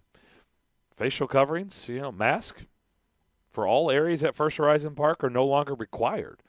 So, a lot of things have changed here in the last 24 hours when it comes to Nashville, but the mask restrictions have been lifted. You can go to the game tonight. It's going to be a beautiful Friday. I expect that they will have, Willie, a tremendous crowd there tonight to watch Memphis and the Sounds do battle. Nashville won again last night over Memphis, and Christian Yelich, you get to see a big-time MLB player in the lineup tonight. He is big time. I mean, he's a guy that, when he's at his best. Now, last year, of course, the shortened season, he didn't really explode like he normally would. And I think if the season were 6 months long, his numbers would have been fine. But we knew that in a 60-game season, that could happen to some players even as great as Yelich, and it did. But if you look over the last 4 or 5 years, he's as good as anybody in the game, right? He is incredible. It can absolutely do it all. Hits for average, hits for power. So that'll be a treat for people. I think a lot of people will be excited to just go down to the park, right, and hang out on a beautiful night and there do were what you do at the park. Down there last night. Yeah. On a Thursday night. Yeah. So I think you'll have that. But I think if you are a pure baseball fan, if you got kids, you want to watch one of the best, that's a great opportunity for you to see Christian Yelich because he is special. You got to love Bubba Derby getting the pinch hit home run last. I just love the name. I root for Bubba Derby. Come on, who would not root for Bubba Derby? Who doesn't root for a guy named Bubba Derby? He will not be on the list. No. Today. Bubba Derby is going to be on the good list. A pinch hit home run, and your name is Bubba Derby? No. Come on, who doesn't love that? That's right up with Razor Shines and Skeeter Barnes. And some of the great names. Barnes. Yeah. Who played how many games for the Sounds? Oh, man, he played like a 1,000? Yeah. In all seriousness, didn't he? He's played the most, right, in Sounds history? That's a good question. I think so. He was here a lot, and he had a share of time in the big leagues as well. But that's a good name from the past. I'm sure Chase cringed yesterday with Acuna running down first base and falling down after touching the bag. I have not heard the follow-up to if anything bad happened or not, but it did not look good. It didn't look good. Hyperextended, maybe a knee. I don't know. Or an ankle. Ankle, maybe. But I will say this about Acuna. I have seen him go down in very dramatic fashion where it looks like it's devastating. And he turns out all right. Like they just had one the other day where he got hit in the finger, and it looked like maybe his hand would be broken, and he's back the next day, he hits a home run. Yeah. Right? And a couple years ago at Fenway Park, he landed on the the bag awkwardly at first base, and it looked, oh boy, this is bad, out for the year. And he was all right after a day or two. So, he's young. We'll see. They certainly need him. Braves have not had an easy time. No. Right? They've had some hardship here with injuries and just not clicking the way that you thought they would. By the way, the more I keep reading about it, doesn't the Oakland thing feel more and more like it's going to stay out that way? It doesn't seem like. I don't know. It kind of feels like Nashville's just drifting away, like with the tide. It doesn't feel. I don't know if they were ever in it. Well, I think Nashville. You had this market is always in it. They're in anything really. Like you can not really, not unless you have leadership that is ready to do it. Otherwise, it's just kind of a potential, right? I think we all believe that our city has potential someday to be a big league city, but somebody's got to take that potential and make it a reality. It's like you and I, we might have a great idea for, hey, what if we had this event over here at the fairground, or whatever our brainstorming session happens. We can have a great brainstorming session, and we can decide that this would work. But then somewhere in here, we've got to make it happen, right? We got to put the idea in place and make it a reality. The idea is there. The potential is there. But you have to make it happen, and that's where John Lohr had to sort of pass the buck. When he was interviewed by Mike Organ or given a statement, he said, we're sitting this one out. Yeah. And the throwaway line is they're going to stay out west, but I don't believe that would be the case if they were more ready. And I don't blame them, right? We can play the long game here. It was going to be hard to make it happen this quick because we've got MLS, we've got a full plate, we just came off a pandemic. There's a lot of things that are making this a little tougher. But I'm just trying to put in perspective what it's going to take to actually make it happen. Well, the confusing part probably for most, and I'll put myself in that category, is just all the work that's been put in to this point, and you can't figure out, what is this all for? I mean, you come up with a name. Right, the celebrity list of people that are celebrity investors. list, yeah. Right. And so you bring, John Lohr comes into town. We've had him on the show. You've got these other people involved, Dave Stewart. They come on the show, and that's great. But it's like, okay, and then you hire Dave Dombrowski. Like I said, you've got a name. A rendering comes out. It's like all this is great. All this to me is really, really good stuff. But ultimately, what is this for? How concrete is all of it? What that's you're the thing. doing all this. All of it goes into the category of potential and right. The idea and the concept that it can happen, which is great. But somebody's got to actually lay the groundwork. And they're just not very far on that right now. They were not ready to go after this opportunity, and they know it. Those quotes tell you that. Now, the same thing could happen in Tampa here in a few years. The question is, but if you're sitting there waiting for relocation or for expansion, I think it's a bad plan. That's going to be way down the road. Right. We're talking 5-6 years. But in the next couple of years, that Tampa situation could unfold just like it is in Oakland right now. Well, I would think if this does indeed, boom, they're gone, and they end up in Vegas or Portland, wherever, and it happens, I think then all the eyes then in the attention squarely goes in Tampa, right? Oh, that yes. market will immediately, it gets amplified. I mean, I feel like those two storylines have got to be the oldest storylines ever, right? The Rays and the A's. Nothing's changed. It's been the same stalemate forever. And the same complaining from one side and the other side saying the same thing for a long, long time, and they have gotten nowhere. And so I have to believe once one does something, the other may follow. Or, something for some reason changes in that market, and I don't know why it would change. If it hasn't changed to this point, there's been a whole lot of threats thrown out there, and nothing's changed, just like the threats in Oakland, and nothing has changed.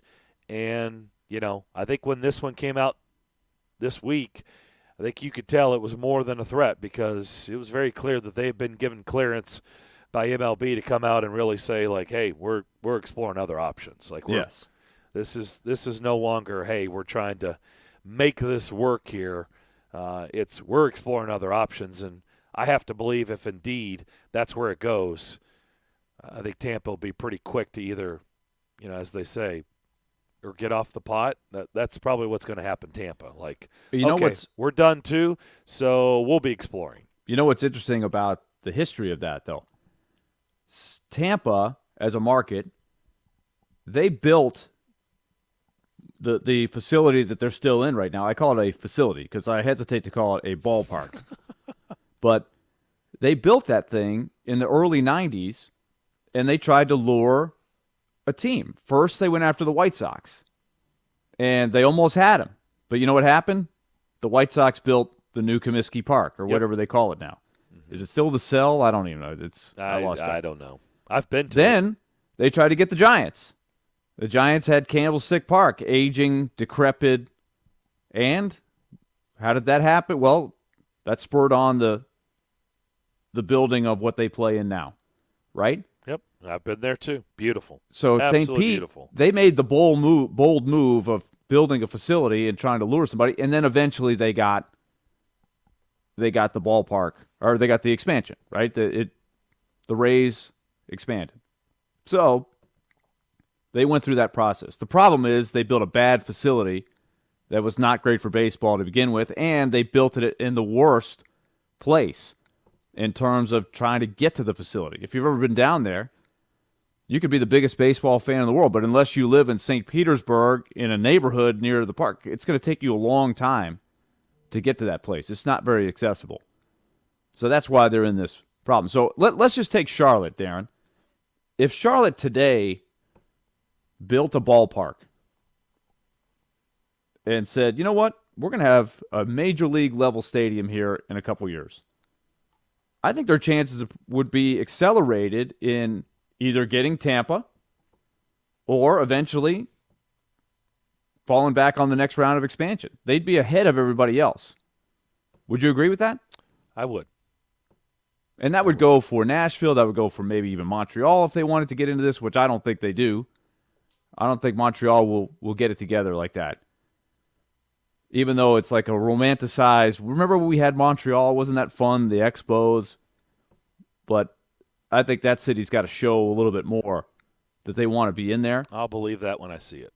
I mean, I think we all know Vegas is a player. Yep. Right? Vegas, they got the space. They got the ambition. I think they want it. Portland could be a player, too. Portland's an interesting one, too. I agree.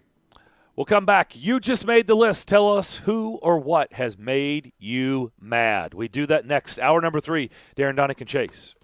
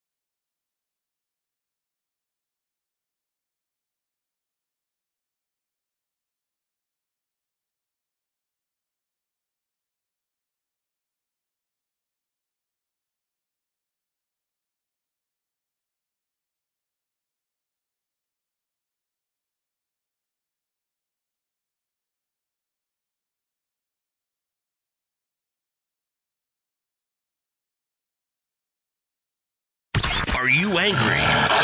No, really. Has that one person got you fuming? Well, call them out. Now's your chance to tell them. You know what? You just made the list. You just made the list. Here we go. Let us know who's on your list. Call 615-737-1025. You just made the list. Now, on Darren, Daunic, and Chase. All right, it's that time. It's time for you to release and feel good going into the weekend. It's time for you to get something off your chest. It's called therapy time. Here on Darren, Daunic, and Chase on this Friday afternoon. You know something has made you mad. You know someone has made you mad.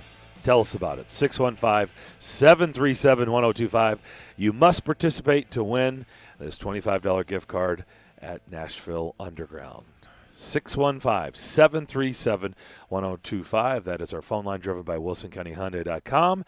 Tell us who or what has made you mad. Do you want to start or you want me to start? I'll start. Okay. As you know, Darren, I watch a lot of baseball. Big fan of the game. As you are. Did you see Mookie Betts get popped at third base? No, I the did other not. day? I've been watching a lot of their games, though. I enjoy the Dodger broadcasts. I've been watching because there's so many ties to Nashville on that team, and obviously they're the world champs. So, well, he got tagged good in the late wrong night place. TV. He fell down and he did. May have had a high voice for a little bit. Oh, ooh, it was okay. bad. It was hard to watch. Makes you cringe. On the list for me, the wristbands that guys are wearing that have all the signs on there or whatever code is happening from the dugout to get the signs. Mm-hmm. I'm tired of that. Okay. Let's just figure something out, man. Just get the signs or call the game yourself. I saw a guy, there was a funny moment last night. Jesus Aguilar saw a player for Arizona, Tim LaCastro, was on first base. He got a hit. He had one of these wristbands on. And Jesus Aguilar at first base, just messing around with him, tried to open up the wristband and read the signs. You know, like, hey, I'm stealing your signs by just looking at your wristband. And LaCastro pulled away. And he's like, what are you doing, man? You know, they had a good laugh. Aguilar is kind of a prankster. But it just like, come on. Is this baseball cannot be this mechanical. Like, let's have a little bit more spontaneity. Call the stuff from the dugout. But what really gets to me is the pitcher and the catcher and getting the call from the dugout.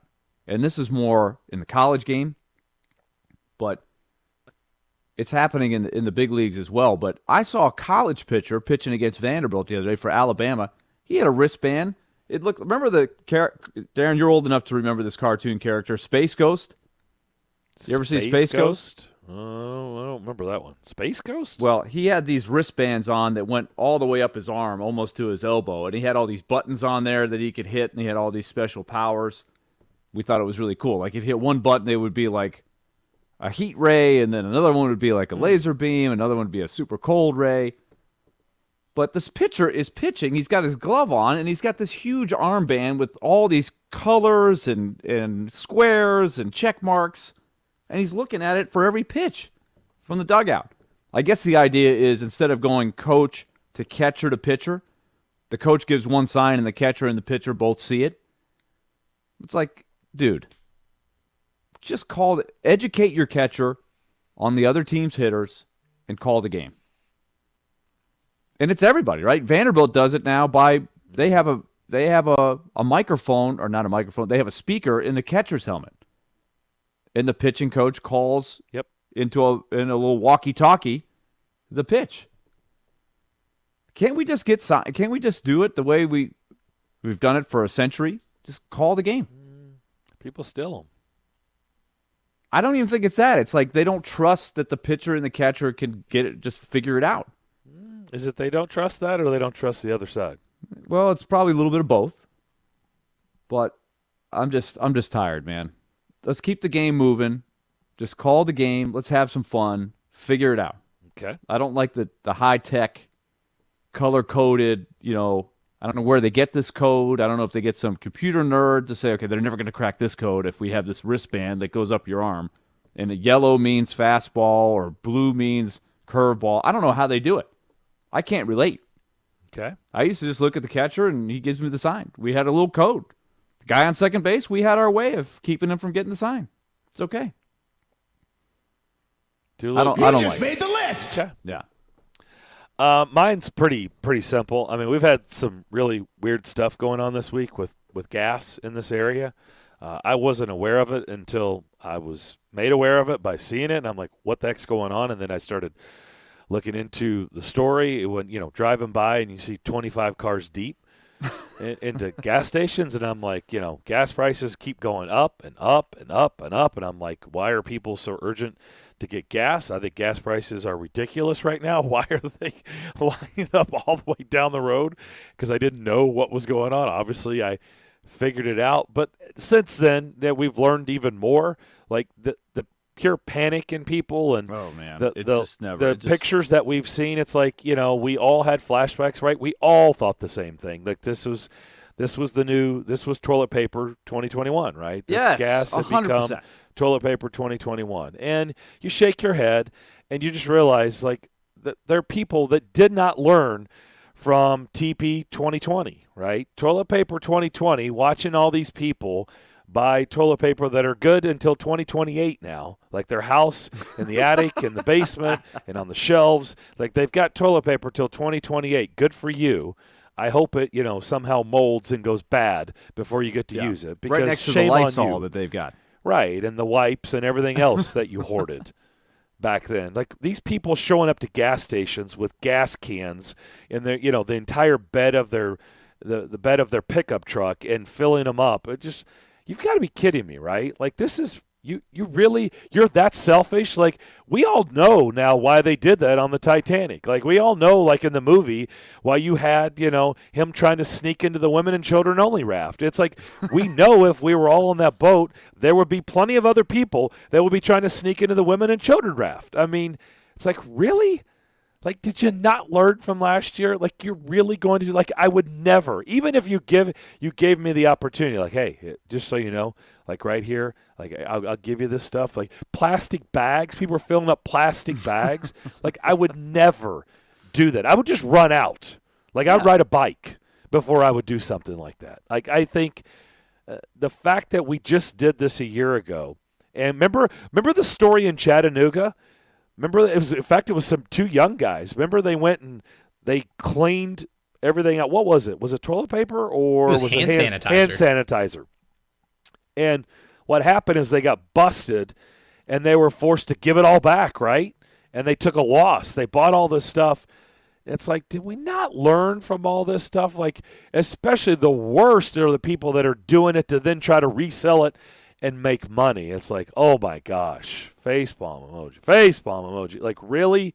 So we've all seen the pictures now. For those people that were putting gas in paper in bags, or had, gas cans in the entire bed of their truck, like 20 gas cans, and they're filling them up, you definitely You just made the list. I mean, definitely. Like, come on.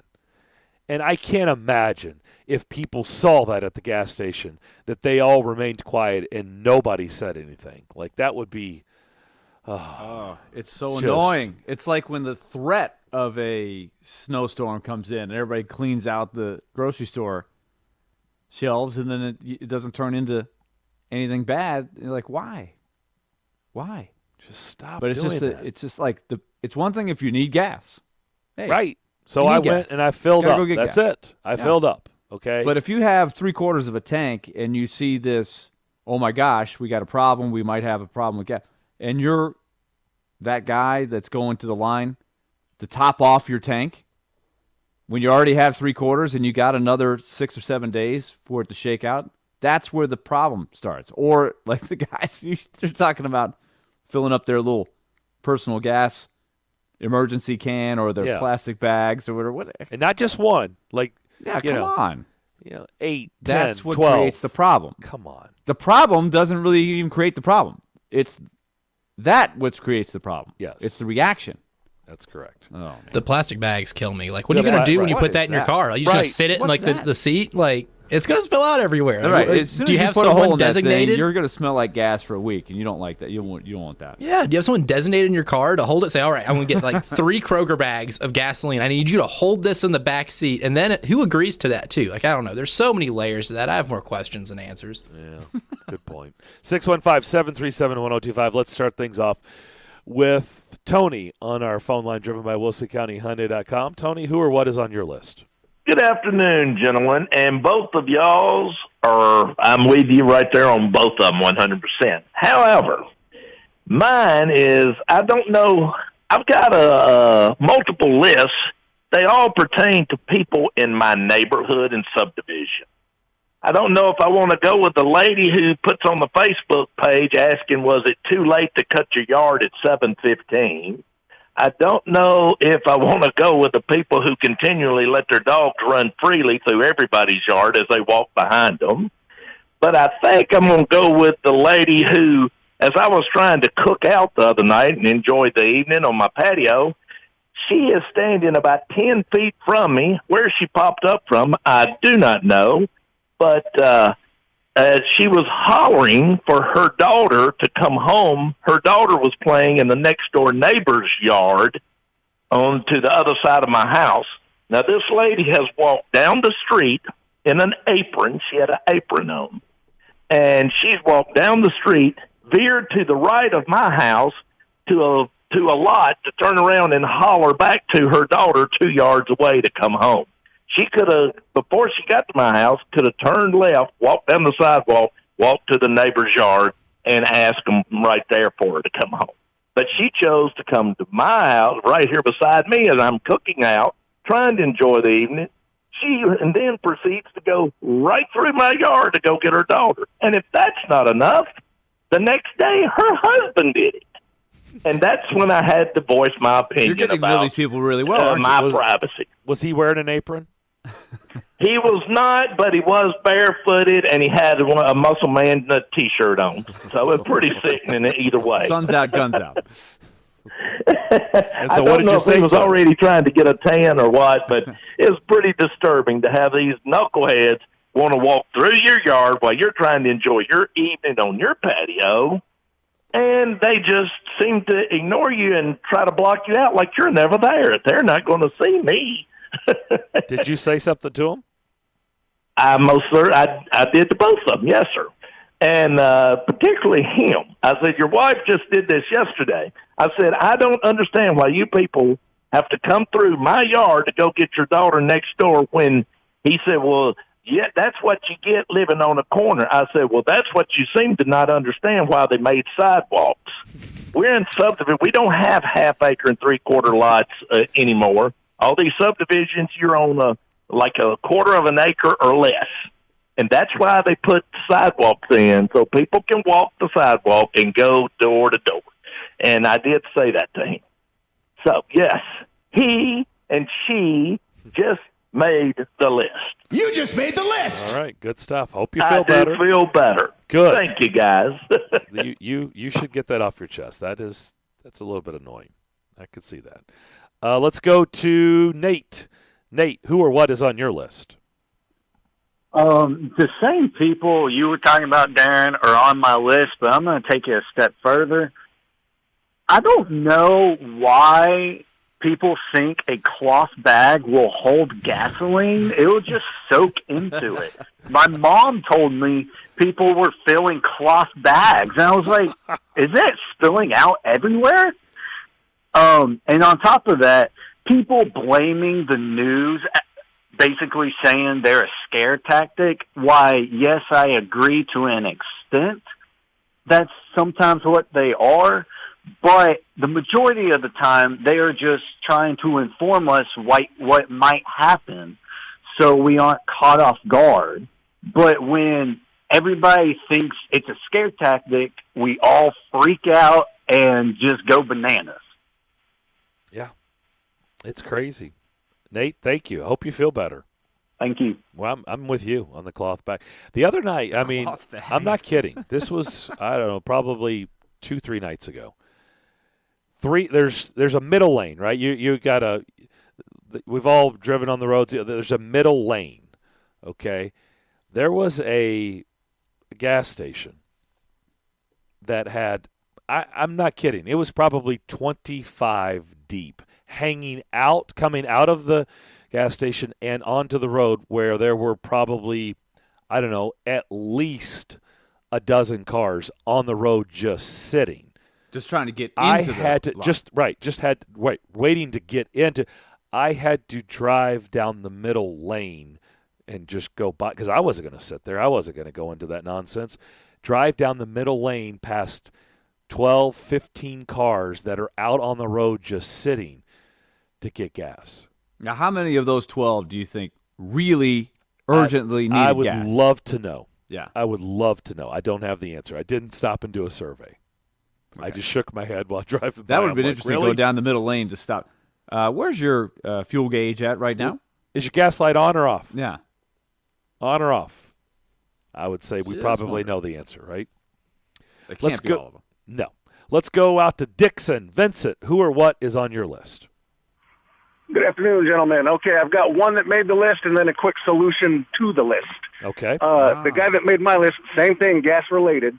Saw this guy on the news that was saying, well, I heard they might be running out of gas, so I went and filled up all of my vehicles and all of my gas cans. And when I drove by the next day, sure enough, they were out of gas.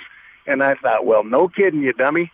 But the solution to this list, I saw a comedian years ago, and I don't recall who it was, that said everybody ought to be allowed to kill 2 people a year, maximum. No more, just 2. What? And he said, then you would get rid of all the idiots pretty quickly. Secondly, before you go wising off to somebody, you don't know if he's reached his 2 people limit or not. So you would approach that person a lot differently.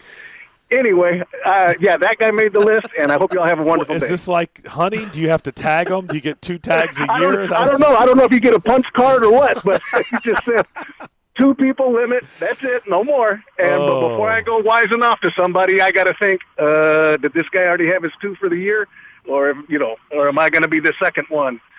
So, I just thought that would solve a whole lot of problems. So, all right, gentlemen.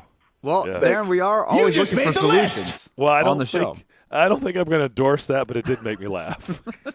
I'd like to know the comedian I'd like to see that bit just to see how they presented it. Did you see the guy at the Padres game who got knocked out? My goodness! The Padres fan that was on the road. That right? He was. Was that on the road? I think that was at Coors because he threw that punch. And then that he was got in Denver. Bombarded on, yeah. He threw that one punch and then backed up and then didn't offer any resistance to the people that mobbed him afterwards. Boy, he did get mobbed. Man, he went right up to that guy. I have no idea what was going on, and he just, as they said in the movie Friday, you got knocked, out, because that guy just face planted to the next row. He did, he was out cold. It's a fascinating clip. Like, we don't endorse any of this. Like, you would hate to see this. But the guy who got hit, I don't think he's ever been taught like how to protect himself. Like he just absolutely stood there like a tackling dummy. Just took it. He did not react at all. Never even flinched. And you could see the guy was what he was coming to do. Yeah, the Padres guy walks up from about, a whole section away, and he walks up to him. He's got a loud Padres jersey on. Very loud. He comes with a roundhouse right. It's not like a jab, like he was caught up. Like he winds up and throws and the guy doesn't react at all. He just takes it right on the kisser. Never moved. Never flinched, never moved, nothing. Didn't try to protect. He went down hard. He went down hard. It was a one-punch knockout, and then there was a response. There's no way he knew what city he woke up in. No way. He might have been in San Diego for all he knew. Interesting tidbit there, though. I saw a tweet from the Denver Police Department about that, saying that the man who got hit did not press charges, chose not to press charges. So there might have been a history there. Wow. Okay. Wow. Let's go to Garland. Who or what is on your list? Well, I had to get gas the other night because my car was eating, and I was going to go to the gym. So after waiting 20 minutes in the line, like every other person, get to the gym, and this is a person that walks into the gym in front of you. They go to the bench, and they put their cell phone, their water bottle, their jacket, their protein shake all on the bench, but then proceed to go and work out with every other piece of equipment except for the bench. So that person's on my list. So they use the bench as their personalized locker? Pretty much they're a table, pretty much, and everything. I was waiting for, to break out a box lunch or something. What? There is gym etiquette. I don't believe that is gym etiquette. No, there's more than that. Yeah, that's between the weight hoggers that stand in front of the bench, like 2 inches from the or the weight rack, 2 inches from the mirror. That's the biggest one when they take up the bench for 20 minutes and don't even use it. That is a bummer. Wow, that's they got their towel on there, they got their drink on there, and it's just the jacket, the purse, their watch, whatever they can put on there. That person is definitely on the list. You just made the list. That's a no-go. That's a no-go. Definitely a no-go. I don't care how many benches are available. You just don't do that. It's the only flat bench they have, and that one gets taken up. I was like, wow. Now, what kind of guy does that? Like, there's only one bench in there, and you know you're taking up the one bench that's in there. That is brutal. We'll just say there was a purse on the bench. I mean, I've got to be honest. I kind of feel like this is going back to the previous caller. This might have, this comedian, he may have. That may be the kind of people that they're talking about for this bit, this joke. Garland, thank you. Hope you feel better. Have a good weekend. Thank you. Yeah, that definitely qualifies. That's a no-go. Come on. That's called common sense. Yes, come on. Like, do we really even need to talk about that's common sense? Like, why would you do that? It's no awareness. Take up a bench at a gym? The only bench. With all your stuff, the only bench, so you can go walk around and go do your other workouts? What? That's not good. By the way, do they not have lockers? Is there not a locker room at this place where you can actually put that stuff? That's not good. Oh. All right, Willie, tell us about loans and do it pronto. All right, time for some Loan Pronto info. And, of course, hey, we're getting into a fun time, right? Things are starting to open up. Business is going. You might have been sort of on hold with everything you're doing the last year, and that's fine. But let me tell you that Loan Pronto wants you to know that home loan rates are incredible right now. They're incredible. They're down. That's all the more reason to call Loan Pronto now. Get your new home loan. Lock in the rate of your lifetime. It might be the best you've ever had. You're going to save money on that monthly payment if you call now and take advantage of the Loan Pronto special zero-cost refi program. You can snag that super low rate. But here is where Loan Pronto separates themselves. No junk fees, no closing costs. Well, you might hear that from other companies, but they don't just roll in closing costs to your loan. They cover the closing costs for you. That's what separates them. Even if you refinanced last month, last year, you can do it again, and you might even get a better rate. You need to call right now to find out more. 499-5780. That's 615-499-5780, or go to loanpronto.com. Ask about how easy it is now to get cash out of your home's equity. If that's what you want to do, you can reinvest that in a home improvement project or pay off some debt. Whatever you need, it's available to you if you call 615-499-5780 or go to loanpronto.com. Equal housing lender. NMLS 1661781. Subject to lender approval. No cash refi. Not available on all loans.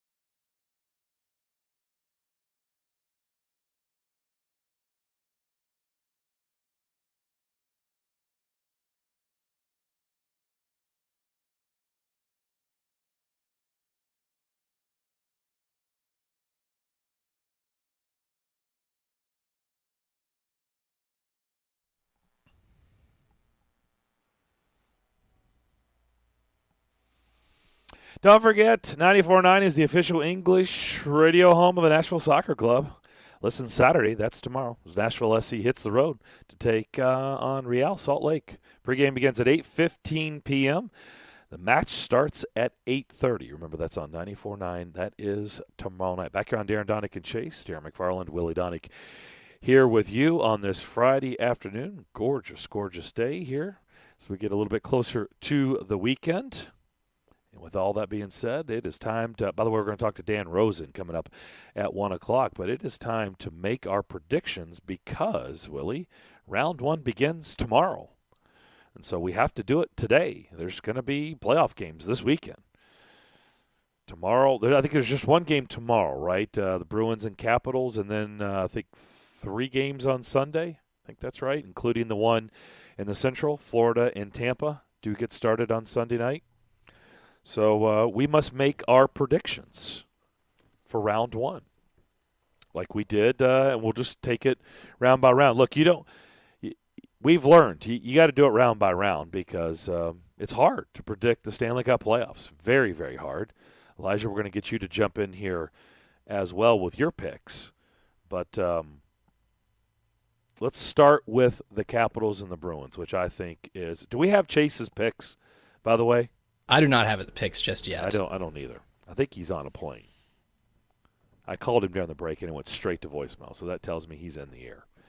So let's start with that Capitals-Bruins matchup, which does kind of get things started. That is the 2-3 matchup from the East, which I think is fascinating. Of course, Chara going up against his former team. He spent all the years in Boston.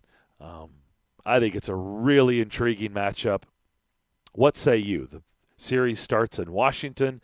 That'll be tomorrow night. So the first Stanley Cup playoff game beginning tomorrow night. It'll be Washington hosting the Bruins. Who wins that series? I am going to go with the Bruins. I think the addition of Taylor Hall has helped give them what their biggest weakness has been, and that is the secondary scoring. I would love to see the Capitals do well. I'm a big fan of Peter Laviolette, but I just feel like the Bruins have the formula right now. I'm going to go with them. Okay. Hoping to be wrong. I, too, am going with the Bruins. Kind of some things that you stated. Taylor Hall has been a great acquisition there at the trade deadline. He has fit in nicely. Maybe that was him saying, it's nice to be on a really good team for a change. But he has just fit in. It's worked out. I'll be curious to see what his offseason looks like. The Capitals are dealing with some COVID protocols. They're dealing with some injuries. What's the status on TJ Oshie? He's kind of important. They got issues. What's the status with John Carlson? He's kind of important. I mean, they got some key guys. By the way, Ovechkin, it doesn't seem like he's fully healthy. I just think the Capitals have some issues going on that I'm just not sure without being there, without covering them. I don't know how serious it is or isn't, but they've got injuries and some things going on to key guys that I'm not sure how that's going to play out in the series. I like the way Boston's played here of late, so I'm going to go with the Bruins. All right, we agree. Elijah, who do you have? I think it's going to be a clean sweep here. I love the Bruins here. I think they have the better power play unit. I think they're deeper. Like Willie, I think the Taylor Hall. Not Adam Hall. But Adam Hall was a good guy too. But. Good fella, and would have helped them a lot, but for depth. But the Taylor Hall addition midseason was fantastic. I think they have the goalie advantage too in the playoffs. That can go a long way. They do. And even the backups, a couple of the guys playing behind Rask has played really well this year too. Washington's going with a rookie, right? Mm-hmm. And he could either do what Matt Murray did and take him all the way, or it could be pretty bad. I mean, that's a rookie goalie in his first playoff series playing this Boston Bruins team with that power play unit. Pretty good. I'm going to have to give the advantage to the Bruins here. Remember, Rask did not play in the return to play, which really hampered Boston. He did, and then he left. Well, that's true. You're right. And that was a big deal. That was he started off and then left. Right, left them high and dry, and they basically collapsed after that. So he's an important piece. That's another thing. He's in there, And so I think the Bruins take care of business. Okay, another one that comes out of that division. That division was really interesting this year, the East. Pittsburgh was the 1. Islanders were the 4. They will play on Sunday afternoon. I think that's the early game on Sunday. Islanders, Penguins. Penguins will start off hosting that series. They are the 1 seed. What do you got, Willie? Well, I cannot separate my feelings for the two teams. It's hard for me to do it, but if I did, I still think I would go Islanders because they've just had a lot of success against the Penguins in the playoffs here recently, and they just have a playoff formula that is successful, right? We saw it last year in the bubble. The way the Islanders play is just really frustrating. They play it well. Now, they've got a young goalie, too, that they're going to lean on, I believe. But, man, he has been great. And if they don't have him, Varlamov has been incredible. So I don't know which guy they're even going to go with. But they've gotten tremendous goaltending. So I go Islanders. Well, we have our first difference, and I begrudgingly say this because it is painful to say this. But, I've been waiting for this Pittsburgh window to close. And I don't know when it's closing. This is 16 years in a row, or is it 7? I think it's 16 years, or is it 17 years in a row? I think it's 16. 16 consecutive years in the playoffs. I thought it was 14, no? I think it's more than that 14. Much? Okay. Yeah, whatever it is, it's long. It's long 15 time. or 16. I just keep waiting for it to close, and it doesn't look like it's closing this year, especially in the first round. Obviously I'm not rooting for them. I'm rooting for Barry Trotz and the Islanders. But I think Pittsburgh's got too much firepower. They've played really well this year. I did not see this coming. I did not see them taking that division. I did not see them having this type of season, this good of a season. 77 points is what they finished with. And I think they get it done. So I'm going to take the Penguins.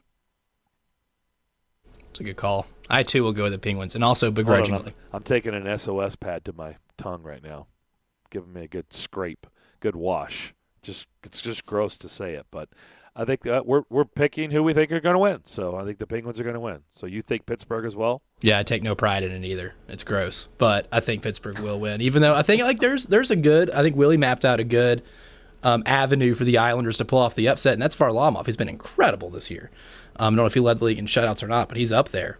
He finished strong, too. He finished really strong. Lights out down the stretch. Started strong and finished strong. But that's the key to them pulling off this upset. But Crosby's looked like he's, his old self, too. And this Penguins team, especially after how they flamed out last year, it's hard to see them doing it 2 years in a row. So I'll play the percentages here. I'll go Pens. Yeah, and really 3 years ago, right? Because the year before, the Islanders, didn't they sweep them in the first round? But that was the year before, right? And it wasn't close. Yeah. Yeah, it was decisive.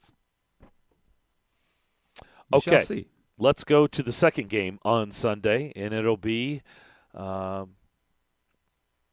out of the West Division. And the second game is going to be the 2-3 matchup, Vegas and Minnesota. Vegas, of course, is the 2 seed.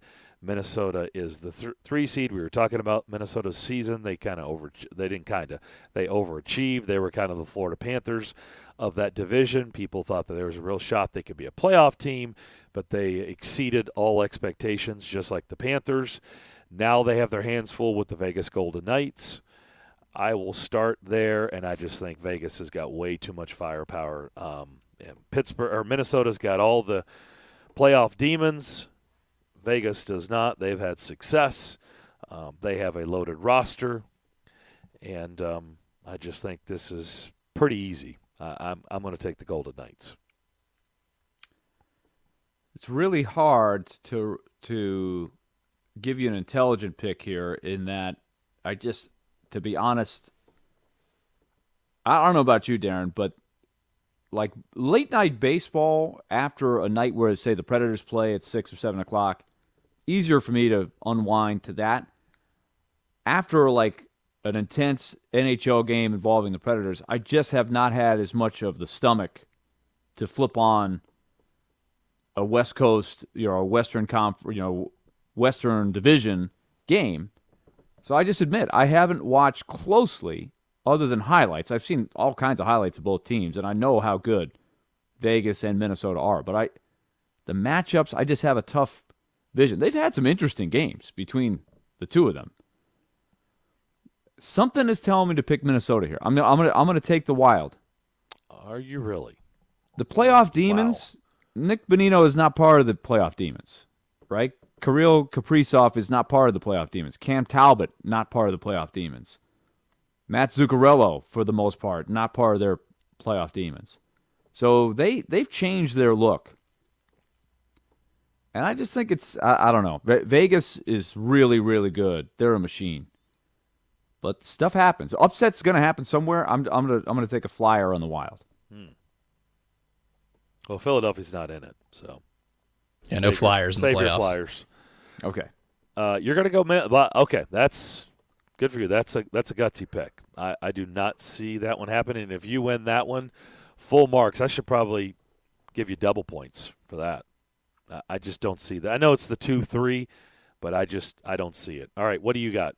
I'll go on the other end of the spectrum here. I say Knights in 4. I think it's going to be a sweep, mostly because playoff experience too. 4 of the 5 leading scorers for this Minnesota Wild team in points are under the age of 25. So not only are they not part of the Minnesota Wild playoff demons, they're not much a part of Minnesota Wild's anything other than this year being 4 of their top 5 scorers. I think the Knights have a huge mismatch in the goalie department too. Talbot hasn't been bad this year; he's been pretty good actually, and I think it's impressive what they've done to even get to this 3 seed.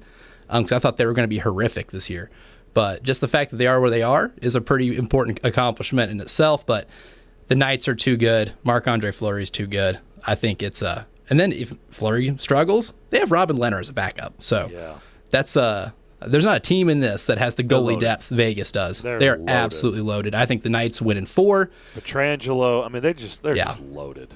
They're loaded. And that's a good point by Elijah. Minnesota is going to lean heavily on Kevin Fiala, Joel Eriksson Ek, Kirill Kaprizov. Very, very young guys, right? Who, are they going to get schooled in the playoffs, or are they going to take their game to another level in the playoffs? That might be the story of the series there. Whole lot of young dudes there. Yeah.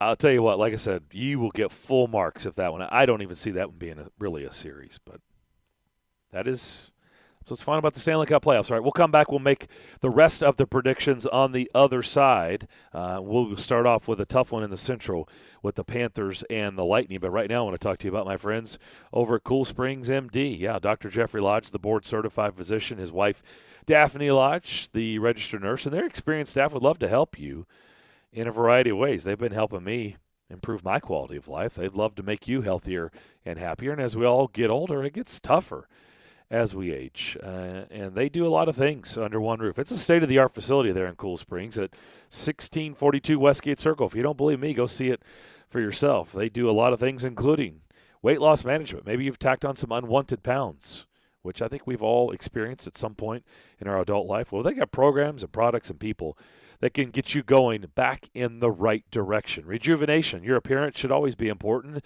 and sometimes it gets harder as we age. Well, you can sit down with their staff and talk about PRP, hair removal, Botox. They do it all, and hormone therapy. Maybe you haven't been feeling yourself lately. You've been feeling a little bit off, haven't had any energy or any drive, or you just know that you don't feel like yourself or experiencing some mood swings. Get your levels checked.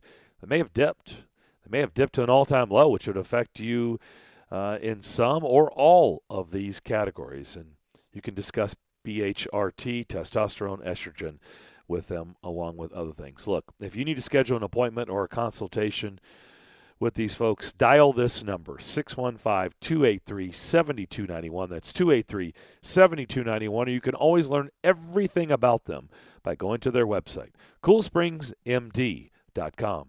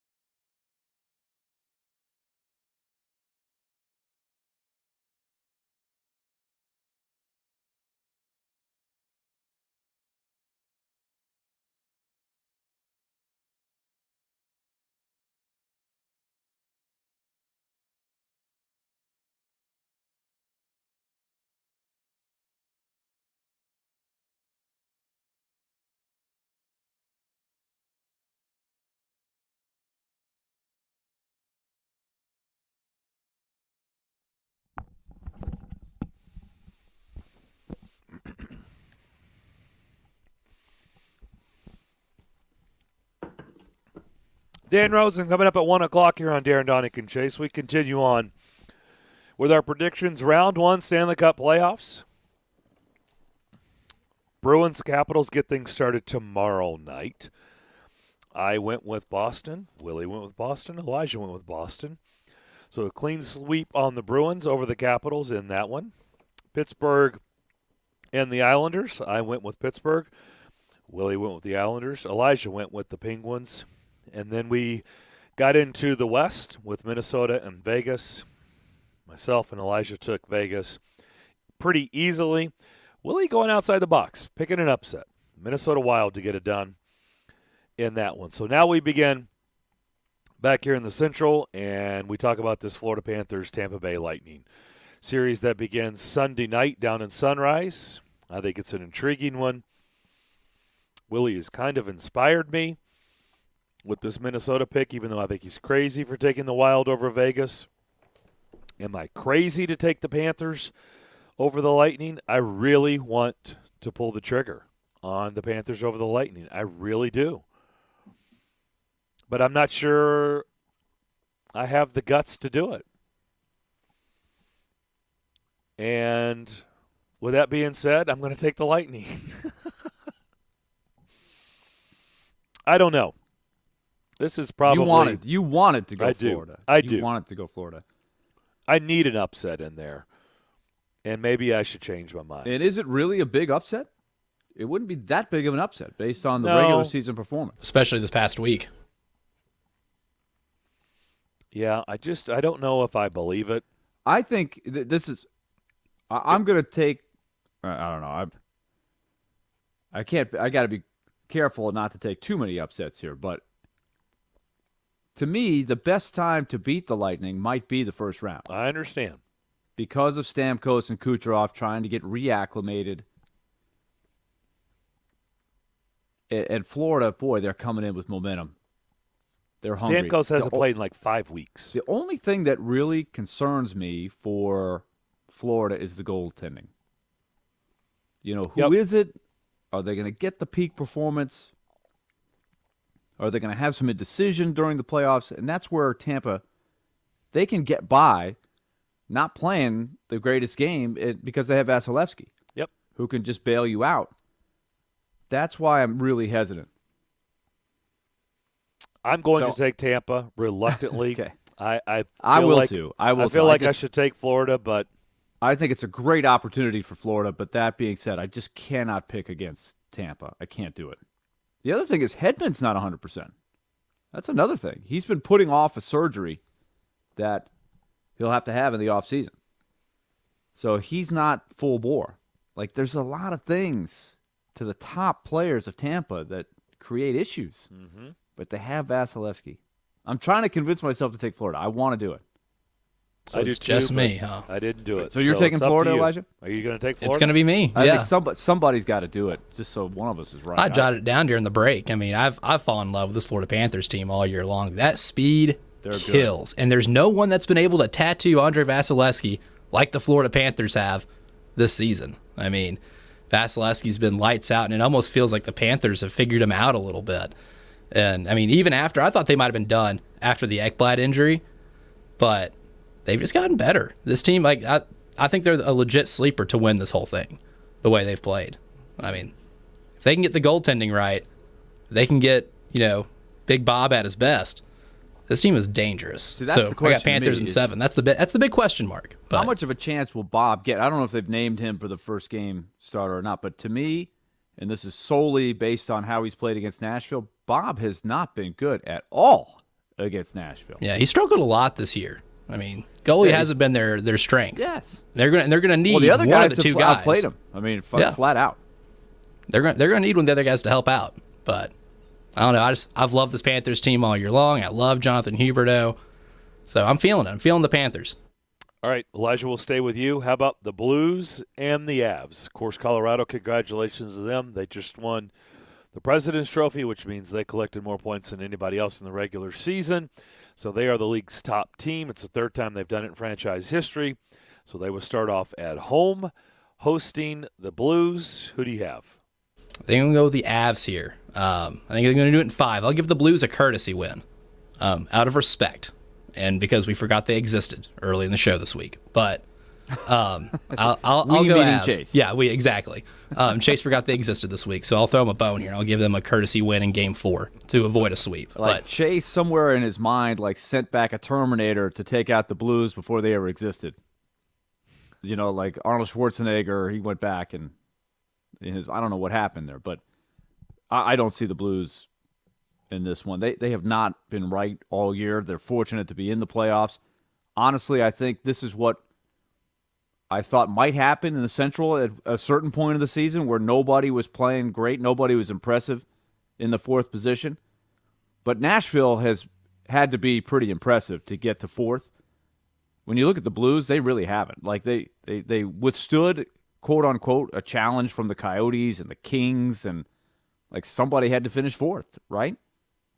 Someone had to. Well, someone had to, and to their they credit, just haven't been that great. Look, since they've won the Stanley Cup, they lost a lot of key guys. I mean, really key guys. And so, what did you expect? I mean, you lose key guys.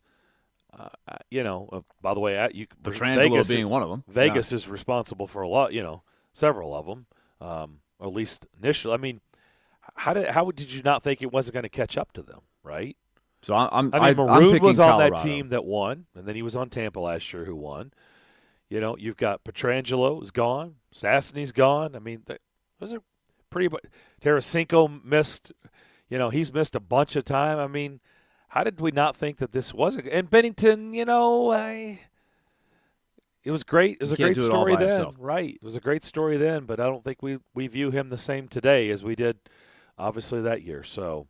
I think this one's pretty quick. I go Colorado to come out of that 4-team bracket. To me, Colorado and Vegas are going to be quick series, but that's just me. Okay. All right. How about the one that begins, I think, next weekend or something. I don't know when the Jets and the Oilers are going to start. It's like the middle of next week. But Winnipeg and Edmonton. I don't think it'll be close. I think Edmonton will finally get it together here and take care of Winnipeg. I like them. You've got Edmonton. 6 or less. 5 or 6, I'm going to say. I'll take Edmonton. I just feel like this will be a big series for Edmonton to get going. They were shockingly disposed of by the Blackhawks in the play-in last year, in the qualifying round, in the bubble. I could not believe that was happening. But I think the Oilers are a better team than the Jets. I'm too going to go Edmonton. I don't love it, but I'm going to go Edmonton. Elijah, what do you got? Yeah, I'm going to go Edmonton too. Connor Hellebuyck hasn't played as well towards the end of the season to give me confidence that he can steal some of these games. And it's just hard to pick against McDavid and Draisaitl. Those two are the best dudes in the sport. Got to go Edmonton. I like Willie. I just don't see them doing what they did last year and flaming out against a team they're much better than. Don't see that happening 2 years in a row. Even when the Jets are at their best, they still lean on Hellebuyck a lot. And that's a dangerous game to play when you're playing the Oilers. Now, we know Winnipeg, they got some firepower up front. They still got Scheifele. They still got all those guys that we remember when they were in the Predators division. But the Jets they haven't played real well. And now you're going to just say Hellebuyck steal us the series. I just think the Oilers will outgun them if they need to.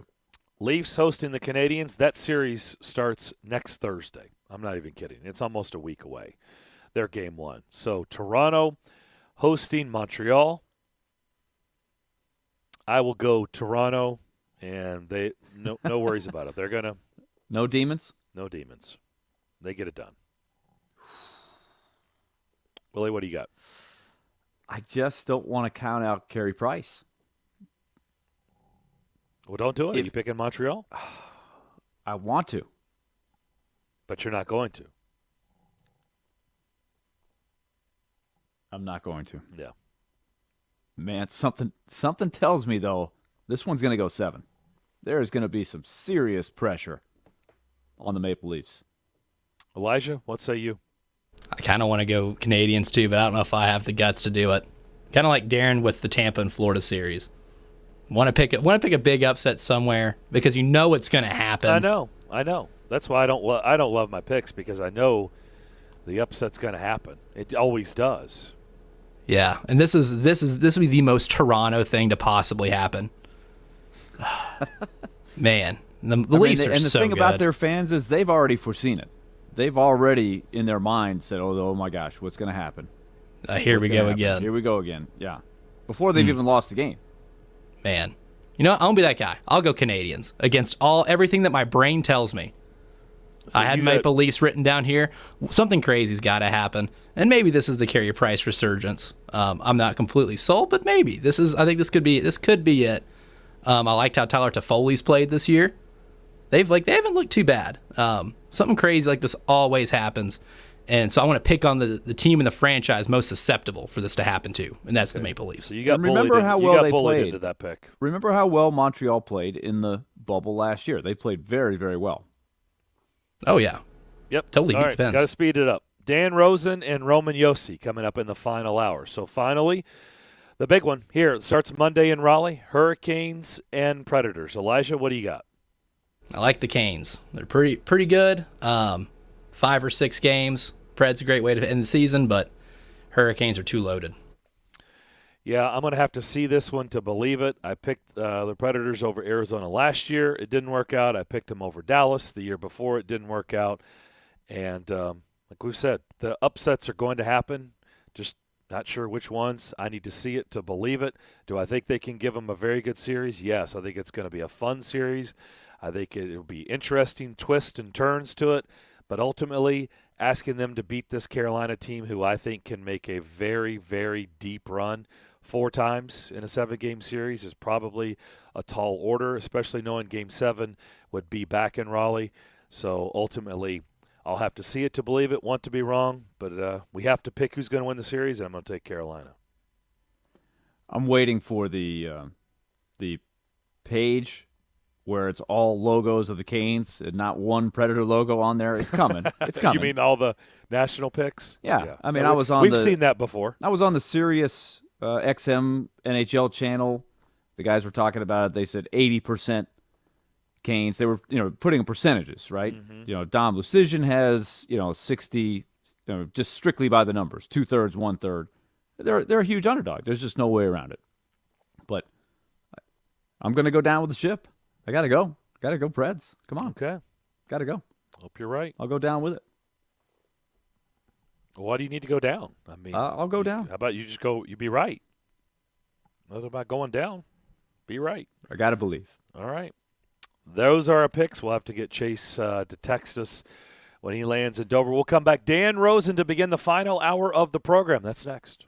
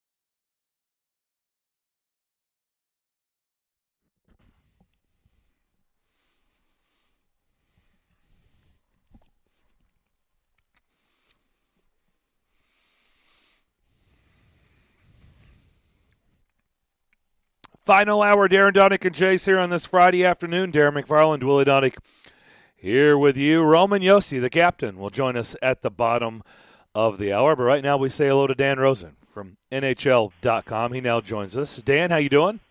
I'm good, guys. How are you? Well, we just made our predictions to end the last hour, and I've got to be honest. I thought my picks were just not very good because it's too chalky. I've got too chalky. Yeah, and you just know that's not how the Stanley Cup playoffs go. Now, the good news is I've left myself a nice out to be wrong by picking Carolina to beat Nashville. So I know some upsets are going to happen.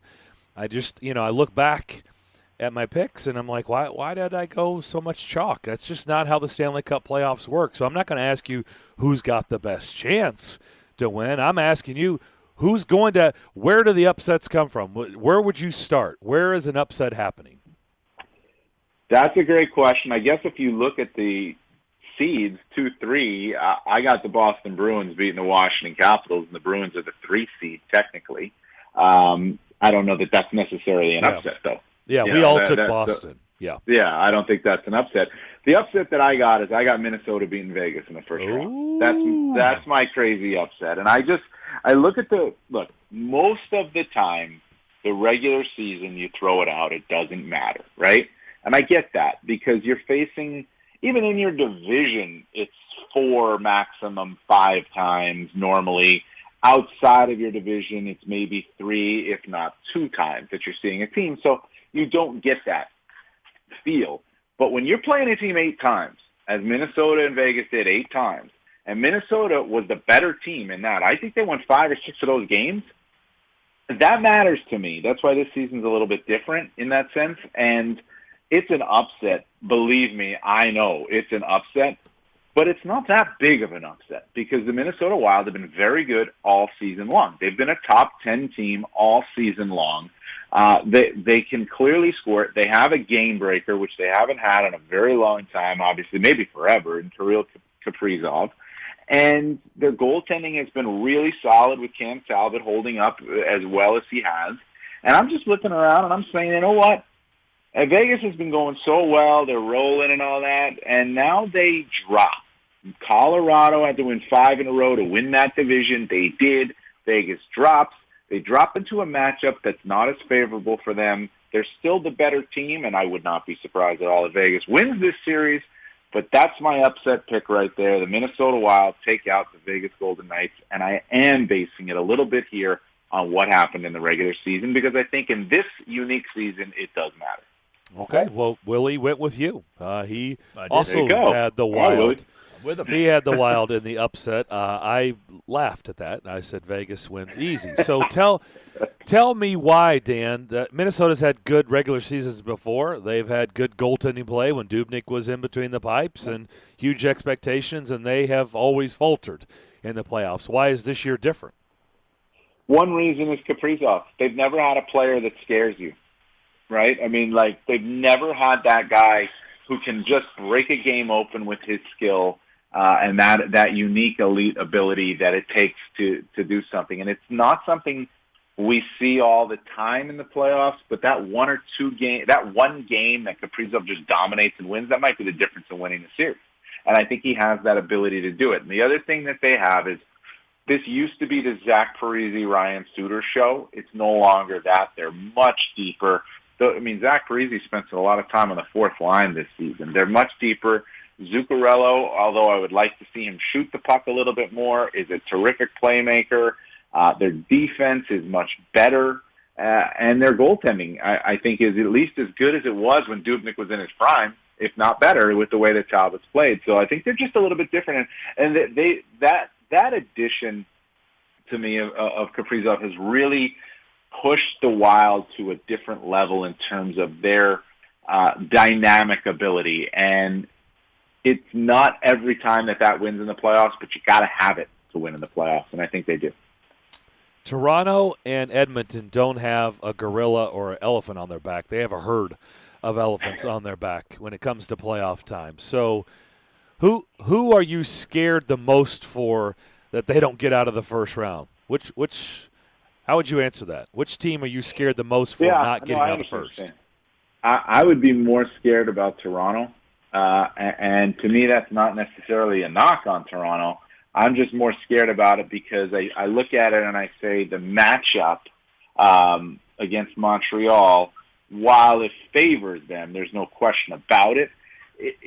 Montreal is more of a team built for playoff hockey. They're big. They've got size. They're getting guys back into the lineup too. They have some scoring ability. Toronto's better. Toronto's got a better lineup, but also you have the question in goal with Toronto, Jack Campbell, Freddie Anderson. I think it's got to be Jack Campbell, but then there's also the pressure. The Leafs haven't won a playoff series since 2004. They haven't played against the Montreal Canadiens since 1979 in the playoffs, and this is supposed to be the year that the Toronto Maple Leafs not only win a playoff series, but go on a deep run. So I'm looking at it and I'm saying this is a team that's built to win, and Toronto has not been a team that's answered the bell when they've had some pressure on it. So we'll see if they can do it now. I think they will. I think this is the year they do answer the bell. And somebody always, in the first round is going to have a sweep. Somebody will get the sweep. Who is the likely sweep candidate in your mind? You sure you want me to say it? Oh, okay. Of course. I guess I walked into that, didn't I? I'm not sure you want me to say it if that's the case, but I would say if you're going to give me one, I don't know that they will see one. These teams are so evenly matched across the board in these divisions, and they've seen each other so much, but Carolina's really good, man. They're really good. They're deep. They score. They have the defense is terrific. I think Nashville's going to struggle to score a lot in that series, and UC Saros has to be the difference. Now, the thing with Nashville is they won 20 of their last 28 games, so they're rolling. They're feeling really good right now, and they just beat Carolina twice, too. So that does matter, I think, but if you're asking me for the one, it's probably that. The other one I could give you is Edmonton. Edmonton has dominated Winnipeg this season, and I think Connor McDavid alone is good enough for 2 or 3 wins in that series. Talking to Dan Rosen from NHL.com, does a great job. You often see him all around an NHL Network, among other things. Dan, let's go back to Carolina because, here, for the first time they've been in the same division, you could see how they've emerged now as one of the top teams in the league. But playing in the market that they do, and this is still relatively early with some of their young stars blossoming. What sets them apart? Because you look down the stats, they really don't have a weakness when you get down to it. Mm-hmm. But what gives them a chance maybe to win the whole thing? To me, it's their defense. With Carolina's defense, they go 7-8 deep on that blue line, and they got a guy, to me, in Dougie Hamilton, who should be an Norris Trophy guy. He should be an Norris Trophy candidate, no question about it. I think Jacob Slavin is one of the best pure defenders, two-way defenders in the league. And you got to remember, Nashville didn't see either one of those guys in the last game of the season, so there's a difference. Then you can even, you go beyond that. Brett Pesce didn't play for them in the bubble last season. They missed him big time. Brady Shea can move the puck. Jake Gardner can move the puck. The defense, to me, is what sets them apart, because even if provided they don't lose Dougie or Jacob Slavin, they have replaceable parts there, and they're not going to have a huge drop-off. So I like them a lot, and I think what they do is they insulate the goaltending a lot. Alex Nedeljkovic has been very good, and Peter Mrazek, we know what he can do. But they're insulated a lot by that defense, and they're really good, and they move the puck, and they push it, and they push the pace. And the other thing I like about Carolina is I look at their coach, Rod Brindamore. He's been an excellent coach in the league, and the team pretty much plays in the image of what he was as a player. Nobody works harder. They're relentless. And they're excellent defensively, and they can score. And it's kind of what Rod Brindamore was as a player. Dan, they're actually holding a press conference right now in Raleigh. I'm just seeing some of the quotes that are coming out. Obviously, they have to try to re-sign Rod Brindamore, who I think is probably going to win the Jack Adams. That's one thing going on. They've also announced that they are going to, like Nashville, ramp up the capacity in their building for fans. I'm not sure how much the fact that Nashville announced a few days ago they would be going to 12,000 influenced them, but they've talked about some of the equipment that they've got available to them. So let me just throw this at you, because I know across the league there's going to be a varying amount of fans in each building based on what the restrictions are locally. So what factor do you think crowd will be in this playoff run? I think they can be a big factor. I really do. I think you hear about it a lot in the playoffs, how the motion of the building, the players feel the emotion in the building. When there's no one in the building, they have to generate that emotion for themselves. And after a while in the bubble last year and early this season, they were able to get used to it. But you guys have been in the empty buildings. I've been in the empty building. It's just not the same. It's just not even close. The fans make the whole experience, and they make it for the players too. And if you can get half the building filled, that's going to be good enough to get an atmosphere in the building. And you'll have that in Nashville, and now apparently you're going to have that in Carolina, a little bit more than half in both buildings. And I think it's going to make a difference for the home teams. It's going to create a little bit more of a home ice advantage, because if there was no fans or if there was 3,000 or 4,000, it's not really a home ice advantage. You get in there in the 10, 12,000 range, you're going to get a home ice advantage, and I think that makes a difference for these teams. And we're not going to see any fans, I don't think, in the Canadian markets, and we haven't seen them yet this season. So it's really all on the players to generate their emotion and to figure it out. And they, that's what the teams had to do in the bubble last year. But everybody was in the same boat, and everybody's going to be in the same boat in the North Division. But varying degrees of fans in each building, I think, will make an impact, certainly for the home teams. Dan, I do not see an announcement from the Canes on who will start Game 1 in net. You just got done talking about how all three of their goalies have been effective this year, but it seems to be a choice between Nedeljkovic, the rookie, and the veteran Peter Mrazek, who hasn't played as much. I don't know what it's worth. We saw both up close here in Nashville the last two games of the regular season, one in a game that meant everything to the Predators. They were trying to clinch their way in. Nedeljkovic played magnificently, and then a game that didn't mean anything for either team, really, and Mrazek just did not look sharp at all. I don't know if that weighs in, that last impression, but do you have an opinion on who you would put in there if you were Rod Brind'Amour? Yeah, I would put Nedeljkovic in. I think he's been their best goalie all year. And Mrazek didn't have a chance really because of injuries, but Nedeljkovic has the numbers to back up being their best goalie all year. And they've played very well in front of him. So that's the guy I would go with. And I'm going to say Brian Boucher, the former goalie and a great analyst on NBC. We had him on our podcast, the NHL At the Rink podcast this week, and he made a very good point. He said, I would always, if there's a choice and you're 50-50, always go with the younger guy. Because the younger guy, you can be dumb and hungry and just go in and be ready to play, and you don't feel that pressure. But if you falter, now you can turn to the veteran guy who's going to be able to handle himself and be able to handle not playing early because he's got that experience. But if you go to the veteran guy, you might lose the younger guy. You might be saying to the younger guy, all right, and then he's not going to know how to handle it. So you go with the younger guy if there's any question. I agree with that, but I think also just backing up based on the numbers and how he's played, Nedeljkovic to me is the guy. So let's look at the other net. UC Saros, as you pointed out, has been the key reason that Nashville got their season turned around. He's played tremendously well, deserving of a Vezina Trophy finalist, in my opinion. But here's the question for you, Dan. He's a restricted free agent at the end of the year. David Poile was asked about him today, and he sort of hedged by saying, yeah, he's the guy. We've passed the torch. But one of the things you judge a goalie on is playoff success, which he did not have last year. So how important do you think this series is for him? I think it's important. I don't think it's a make or break for UC Saros. He is the guy. I don't think it might have an impact a little bit in the money they get on the contract if he really just flames out in the playoffs. But I don't see, if they lose, I don't see UC Saros being the reason that they lose in the series. And he's 26 years old. Just turned 26. He's got a real bright future to be a number one goalie for a long time now with the Nashville Predators. And you're right, playoff success matters. He didn't have it last year. He's got another opportunity this season. But I think in the big picture, no matter what happens in this playoffs, he's going to get his contract and he's going to be the number one goalie in Nashville next year. The other intriguing matchup as we wrap this up, Dan, is the one that starts down in Sunrise, Florida, the Panthers and the Lightning. How do you see that one playing out? So I like Florida in this series. A, matchup-wise, against the Lightning, they've been the better team, winning 5 of the games. B, you've got guys coming back into the Tampa lineup, which should excite the Lightning, and clearly does. I've been on their Zooms, and the guys are pumped that Nikita Kucherov is back and Steven Stamkos is back. But Kucherov is coming back without playing a game since the bubble last year, since winning the Cup last season.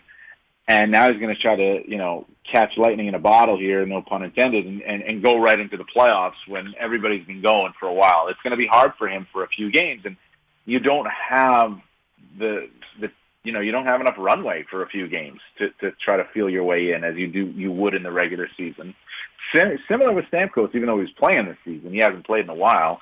And then you got Victor Hedman, who's, look, I mean, there's a report, Chris Johnson from Sportsnet reported this past Saturday, that Hedman's going to need surgery after the season with his lower body injury. And if he's banged up at all, that is a huge red flag for me for the Tampa Bay Lightning, because he was banged up in that Columbus series a couple of years ago, and they got swept after having a historical regular season. He's that important to them. So if Bobrovsky holds up, and I understand that's a big if, with his playoff pass, but he's done it, in the past. He has done it against the Lightning. If he holds up, I think Florida has enough here I think they're for real, and I think they win the series. Dang it. I knew it. I said it. I wanted to take Florida. Is Bobrovsky for sure starting? Are they going to go? Do we know? They announced? Or is Yeah, Drieger? Okay. It's going to be Bobrovsky. Joel Quenneville said today that he's looked good. He's ready to go. They're excited to get him in, and he also said that goaltending will not be a concern for us. So, I mean, you can't not start Bobrovsky. You signed him to be the guy that takes you deep, and now he's the guy that's got to sign him to take him deep. But he to say he's not a concern, I think that's a little bit over. I mean, I know he's saying that to try to build confidence, but he has not looked good at all. I agree. I agree, and I think he's looked good at times. But I agree with you, and I think one of the things that's going to be interesting to see here is how does he start? Because even though he's your guy and you sign him and for this long-term deal, Chris Drieger has been special this season. He really has been. He's been very good, and he's been good against the Lightning too. The leash is short. Of all the number one goalies that you see, I think the leash might be the shortest with Sergei Bobrovsky entering the first round, unless, and I say this, unless Ilya Samsonov is off the COVID list. He's not, Ilya Samsonov is out of protocol and ready to go, and Vanacek struggles in game one. We'll see. But even Nedeljkovic, I think, might have a longer leash than Sergei Bobrovsky. But we'll see. I knew it. I didn't have the guts to do it. Florida's the one I wanted to take. Didn't do it. You're probably right. That's probably one that I could see the Panthers. Not enough yet. No, it's not really. Yeah, I know. Dan, good stuff as always. Really appreciate the visit, and we will certainly talk to you down the road. Sounds good. Take care, guys. All right, you too. Dan Rosen, NHL.com is where you can find his work. Always good discussions with him. Don't forget the captain. A betting partner of the UFC has a heavyweight offer for this weekend's fight with 100 to 1 odds. That's right. One fighter will be walking away with the belt, and you can walk away with some cash. All you have to do is pick the main event fighter you think will win, and DraftKings Sportsbook will give you 100 to 1 odds on that fighter. And you know what? All you have to do is bet $1 of your money, and if that fighter that you pick wins, you win $100. There's no better way to put your MMA knowledge to the test than to put your money where your mouth is, and that's with DraftKings Sportsbook. Don't worry. If mixed martial arts isn't for you, they've got great offers and odds and promotions on basketball, hockey, and so much more. DraftKings is safe, secure, and reliable, so you can deposit and withdraw your funds at your convenience. All you have to do is download the top-rated app, use that promo code 1025GAME, and when you sign up, turn $1 into $100 when you bet on the main card fighter to win. And if they do so, you win. That code again, 1025GAME, turn $1 into $100 on that main event, UFC 262. This is for a limited time, only at DraftKings Sportsbook. You must be 21 years of age or older. Tennessee only. Restrictions do apply. See DraftKings.com/sportsbook for details. If you or someone you know has a gambling problem and wants help, call or text the Tennessee Red Line, 1-800-889-9789.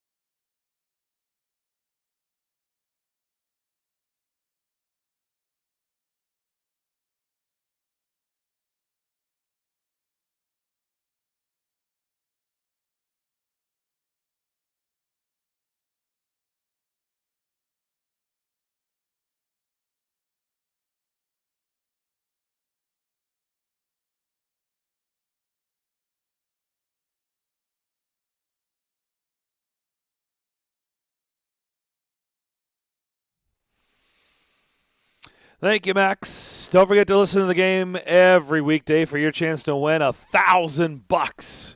It's the game's 1K payday, presented by Kentucky Kingdom and Hurricane Bay. All you have to do is listen for that key word at 9 a.m. on Robbie and Rex Road, here on this show at noon, and at 3 p.m. on Stillman Company. When you hear it, go to thegamenashville.com and enter the keyword for a shot at $1,000. Back here on Darren, Daunic, and Chase. Darren McFarland, Willie Daunic here with you. Elijah Campbell back at our Wholesale Link Game Studios, powered by RumbleOn.com. We're waiting to hear from the captain, Roman Yossi. He should be calling in here in a couple of minutes. Meanwhile, we have made a connection with one Chase Maccababe, and he has delivered his picks. So, Elijah, if you could just rumble through these picks real quick, I will write them down. All right. We'll just go in the order of the ones we took. Okay. Bruins and Capitals. Chase rolling with the Bruins there. Okay. Islanders and Penguins. Chase going with the Islanders, teaming up with Willie here to go with New York. 2 Islanders, 2 Pittsburgh picks, okay? Split pretty evenly. Knights and Wild. Chase also going with the Knights. So 3 Knights, 1 Wild. Chase going with the Avalanche over the Blues. He's also got the Edmonton Oilers to win their first-round series over the Winnipeg Jets. He's got the Toronto Maple Leafs over the Canadiens. He's not feeling as crazy as I am. He's got the Tampa Bay Lightning over the Panthers. That was one that's almost split pretty evenly. Might be the most hotly contested series in this first round. And then the Preds series. He's got the Hurricanes beating the Preds, making it 3 Carolina picks to 1. Wow. I'm the lone soldier. It wasn't like this in 2017. I was wondering if you guys were going to sort of the 3 of us took Nashville over Chicago. I know. You guys didn't do it this time. Well, like I said, I took them over Arizona last year. I took them over Dallas the year before. And so I need to see it to believe it. Darren's doing this for the best. I do think that they're doing it for what? For the best. If you've every time you pick the Preds, they lose. I mean, it's probably best that you not pick them. There you go. You're taking one for the team, essentially. Thank you.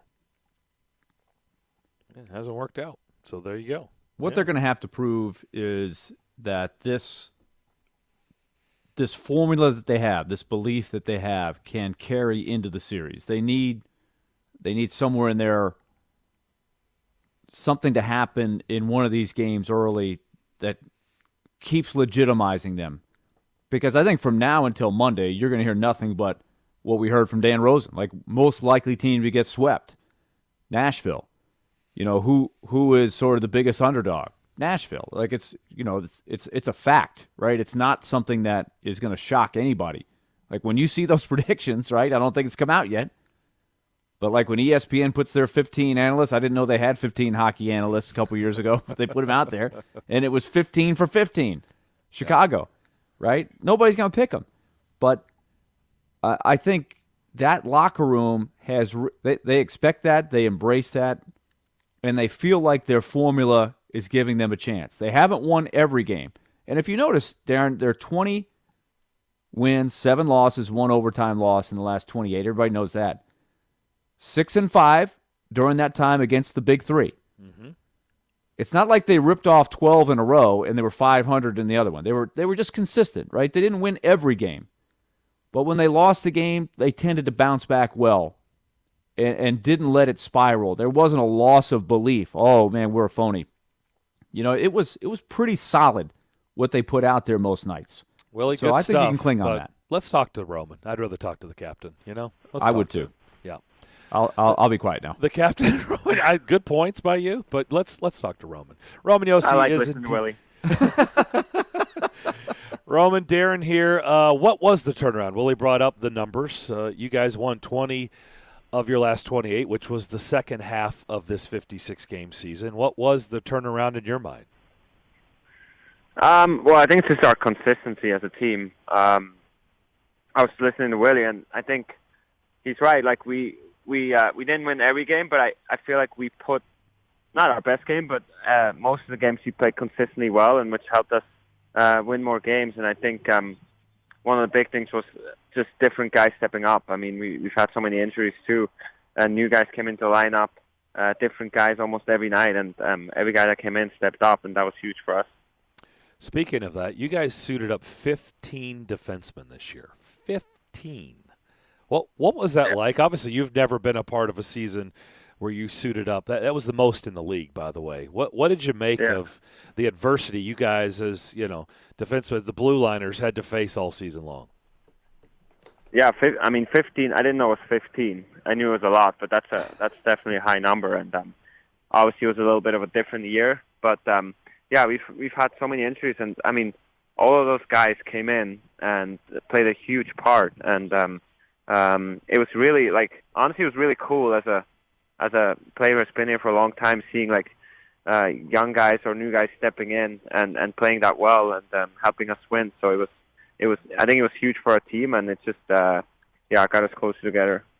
One of those guys was Carrier. It was very clear that he earned the trust, and you know this. Like you said, you've been in the league for a long time. You know what it was like in the early days trying to earn the trust of a coaching staff, because they tend not to trust the young guys in all the spots, right? And making sure that you play the complete game.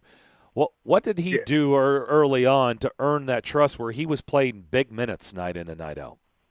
Yeah, he's been really good.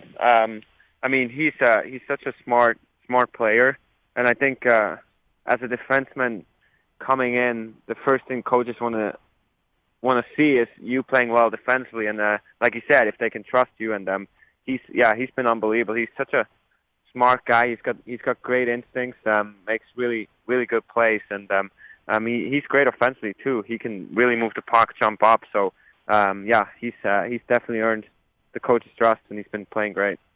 Maybe a silly question, but if it is, it won't be my last one. You won the Norris. Did you feel like you were getting, people treated you differently, and you could take that however you want this season because of, the awards, the accolades you got from last season? No, I don't think so. No? No, because the whole year all the people you saw was pretty much your team, right? So nothing changed in that regard. But not even the opponents? I don't think so. No, okay. Not that I felt like they did. I think once you're in the league for a lot of years, it's when you play against guys you've been playing against for 7 or 8 years. You know their tendencies, you know the way they play, and I think every guy you treat a little different because you know what their game is. But I didn't feel it was different than last year, to be honest. Roman, Willie, and I have been covering this franchise, this organization, since day one. You've been a part of this organization for a long time, as you just talked about.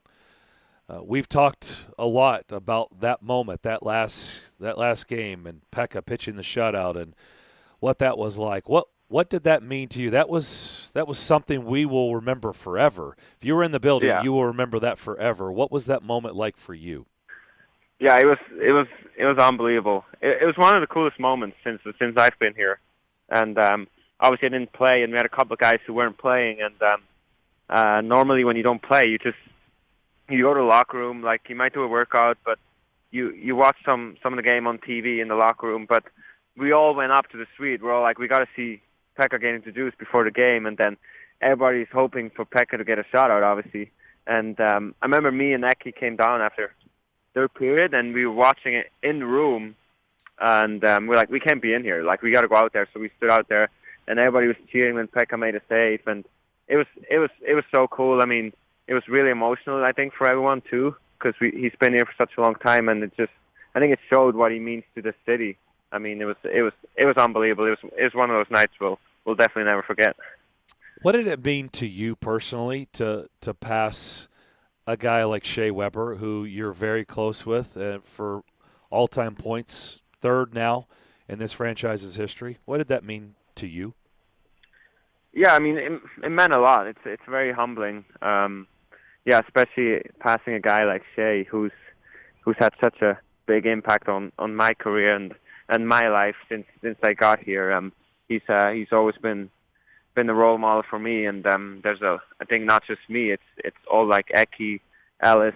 We all learned from Shea because he was our first captain. So he had a huge impact, and passing him on that points list is very humbling. And like I said, he's always been the role model for me. Aren't you glad both of you stuck with hockey and you didn't become reporters out on the plaza full time? You know, aren't you glad you stuck with hockey and you didn't become media members with an alias, Jesse Biddle? Yeah. Changing your name. Do you? I mean, now you know what I'm talking about. Yeah. That was now I do. That was fun, actually. I actually watched that again the other night. It's hilarious. It's absolutely hilarious. Jay, it is funny. And me and Jay are not the personalities who are very funny behind the camera. So it was pretty fun. We had a good time with it. I watched it again, and you seemed to really enjoy holding the camera. We were having a good time. We did enjoy it. We were both nervous before, but it ended up being really funny. Do you feel like my questions have gotten better, Roman? Yeah. Okay. I'll take that. I'll take that. Yeah. They're definitely on point, especially today. Especially today. Good. Yeah. What is this break, before I turn over to Willie, what has this break been like? This was a very compact, tight schedule. What has it meant to have a break like this before heading into round one? Well, I think it's important. It's been we've had so many games, and I think our schedule actually been kind of a little bit easier towards the end of the regular season. But there was a point where you played every other day. You had a couple of back-to-backs, and it was really only playing games. We didn't practice much anymore, and it was all about recovery. So I think having this week to get some practice in and work on some things and also recover is huge.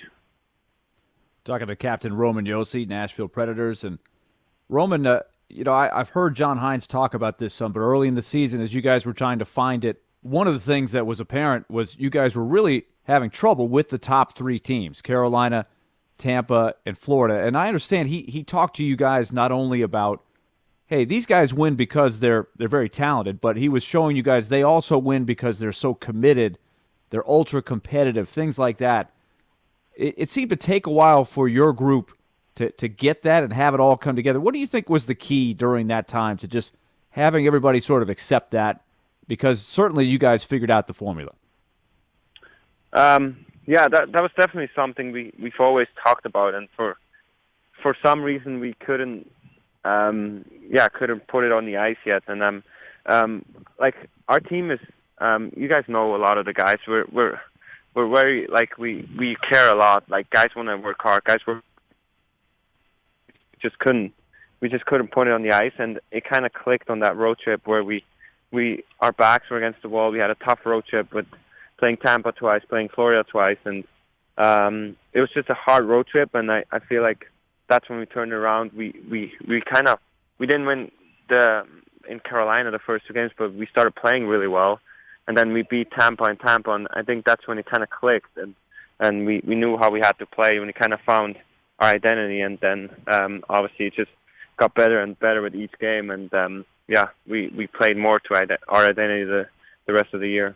How much do you think belief helps that you just recently now have beaten Carolina? You broke through, especially in that first matchup on Saturday night. I mean, I think you would believe no matter what, but just having done it, especially going head-to-head with them with what was on the line for you guys, how much does that help? Yeah, that was a big game for us, for sure. Obviously, we clinched and playing Carolina because we knew if we clinched, we're gonna play them. And I thought it was a really intense game. And I think it's just for us, we know if we play our game, if we play to our identity, we're going to give ourselves a chance to win every night. And obviously, Carolina was one of the best teams in the league this year, and they're a great team. They play fast, they play with a lot of speed, they play hard. So it's going to be a tough series, but there's definitely a lot of belief in our room. What do you think? How would you describe to our listeners the biggest difference between regular season hockey and playoff hockey? You understand that difference. Everybody turns up their game, but what is it for you? Well, I think just the intensity. Like everybody finishes their check. Everybody goes to the net maybe a little bit harder. Everybody back checks maybe a little bit harder. It's just that extra little 2 feet that you play maybe Like it's just a little more intense, and I think that's obviously the regular season is very intense too. But in playoffs, it seems like every team just goes to another level, and that's what makes it so much fun. You've played on a lot of successful Predator teams that have done fine in the playoffs and done really well, but this team certainly has a little different look. It was by design from last year to this year, a little more size. You've got those big dudes on that line with Colton Sissons. They're dishing out a lot of punishment. Do you think that can be a factor in this playoff series in terms of what that does to maybe open things up for other guys like yourself and Ryan Ellis and some of the skilled guys? Yeah, I mean that line has been amazing, and I think they're a huge part of our turnaround. And I think just the way they played. I mean, they probably started every game the last 20 games. They were the first line to start the game, and there's a reason for that because they go out, they play hard, they put the puck in, and and they start to be physical. And I know as a D-man, it's hard when you play against a line like that. You go back for a puck every time, and you know you're going to get hit. It makes you night a lot longer. So they've been a huge part of our turnaround, and I'm sure they're going to have a huge part in our success in the playoffs. Last thing, Roman, one thing we know about Carolina is when they're on, they have a really good forecheck. They're tenacious, they're quick, they all skate well. So what are the important things for you? You know, when you're a defenseman, you're going back to get the puck, and you know you've got to break out against the team that's going to pressure you. What are the important things to keep in mind as a group out there?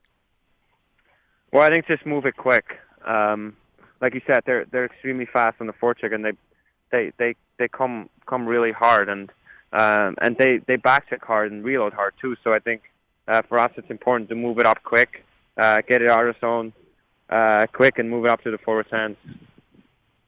How's being a daddy? It's been great. It's been a lot of fun. He's just 3 months old now, so he's sleeping pretty well, which is nice, and it's been amazing. David Poyle's been around a long time, and he said this could be a record for most babies born in one season. And this was a shortened season. There's got to be like 6 that are almost like the same age. So you're gonna have a team in a few years. Pekka's baby was there. I know, right? Monday night. That was cool. That was cool. That was cool to see. Fun times are ahead. 3 months in, you got a lot more good times ahead. For sure. I can't wait. Hey, best of luck. Thanks so much for doing this. Always good to talk to you, and we'll talk to you down the road. Thanks, guys. I appreciate it. All right, that is the captain, Roman Josi. Always good stuff from him, and his little son's name is Luca, 3 months old, born in, I believe, February, right?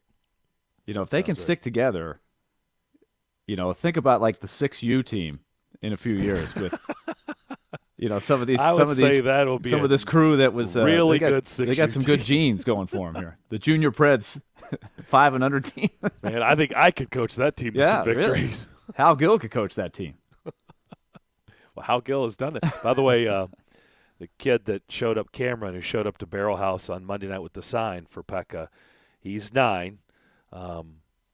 It was an awesome moment. He had a great sign. He came into Barrel House to show me. Ironically, I put it out on Twitter. Hal wasn't down there yet. He was doing his TV hit with you guys. And I put it out on Twitter and got a huge reaction from people. And some of the people who reacted were people related to him. And so I got a little background on the kid, Cameron. And ironically, Hal had coached him before. Wow. And I showed the picture to Hal, and he's like, oh, yeah. So really cool moment. Appreciate Roman Josi for joining us. We'll take our final break, come back, and wrap up Friday's edition of Darren, Daunic, and Chase next.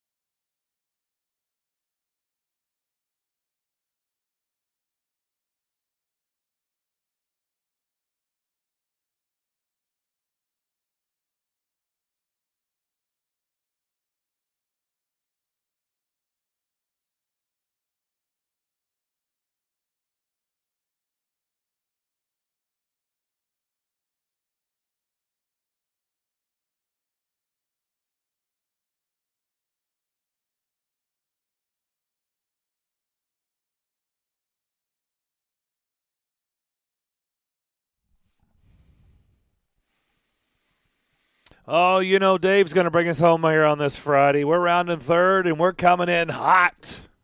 Back here on Darren, Daunic, and Chase. Good stuff from Roman Yossi. Appreciate him joining us. Let's get in our shots of the week. Poyle, he's on the line with us. Beck and I have not talked about this year. I think I know on my side it's purposeful that we haven't, because I want to see what he's thinking after the season, and I'm certainly open-minded to what his thoughts would be. And I thought if he wanted to have the conversation, we would. And even last night, I see him when he did talk to the media, he doesn't want to close the door, and so and again, it's an unusual situation when you're in the playoffs. And I think again, if we're going to have any success, I mean, as well as Juice is playing, we're still going to need both of our goaltenders to play. And obviously, as we saw last night, Becca still has games. So I don't know, just was an awesome experience last night, that's for sure. We're talking to Josh Heupel. He's the head football coach at the University of Tennessee.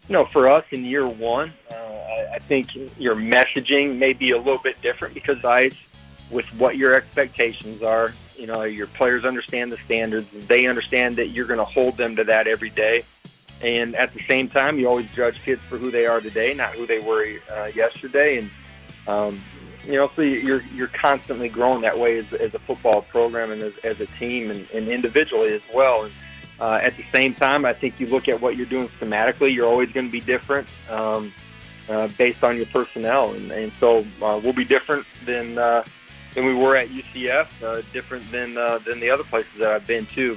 There's still an overall philosophy of how you want to play, but you got to put your kids in a position to be successful. Stu Grimson is with us, NHL Network. What that line has done is emboldened other players to play more physical and be able to sort of do their thing on the ice. How valuable could that be to them in the playoffs? And can you remember another Predator team that had anything close to that? Yeah, I'm glad you went there, Willie, because only one time in the Predators' history can I recall that, and it happened for a very brief time. Barry Trotz, because he was PO'd at David Legwan, sent him down to the fourth line. He centered Tom Fitzgerald and myself for about a half a game, and we scored on our first shift together. So that to me is the great shining example. We're talking to Thomas Vokoun, former Predators goaltender. In Finnish League during the 2004 lockout, and he was playing for Karpat Oulu, and I was playing in Helsinki, and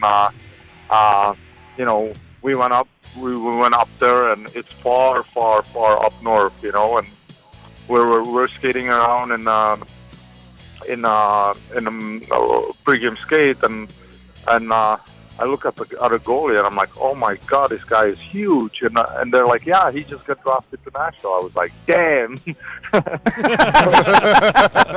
So the losses, I mean, you're just overlooked Corey Davis, Jonnu Smith.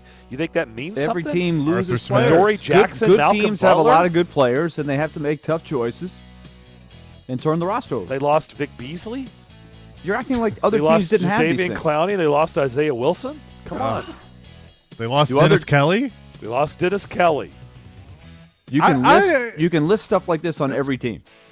Okay. Every team has huge question marks. Even the Chiefs, they have question marks. But you can't sit here right now. And granted, it's May. It's May 13th. And we don't know what the new additions, because yes, the Titans lost a lot. And then you look at what they added via free agency in the draft and you go, okay, you hope it all works out and it makes up for those losses. But we don't know. Nobody knows anything, which is why you should be betting on May 13th. I understand. Well, I'm not. But I'm making the question was asked, and I'm making an argument. I am sure. I have not. I do. It's a nice T-shirt. It's soft. I have not. Looks like a high quality. It is T-shirt. Old Navy. Love it. San Diego lost the Clippers and the the Chargers. so they've lost two. Okay. I think St. Louis lost the Hawks too, so you can put them on their football Oh, the and Hawks. basketball. The St. Louis Hawks. Oh, Bob Costas. Good Was call. that? No, he did the St. Louis Spirit. Oh, he of did the the ABA. Spirit. He did the Spirit. That's right. Yeah, Do the we count them? league went under. The league went under on that. There was Do a we count merger. the Spirit? They didn't make the cut on the merger there. So does that count? It definitely counts. They've never had a hockey. Well, Wow. Wow. I gotta go. Hey, he'll take another one, a double this time. Preds don't play them for 1 year, and we forget that they exist. Do it on the rocks. Oh my, there's one Chase would definitely like to have back. Guess who's throwing out the first pitch tonight prior to the Tennessee-Arkansas matchup in Knoxville this evening?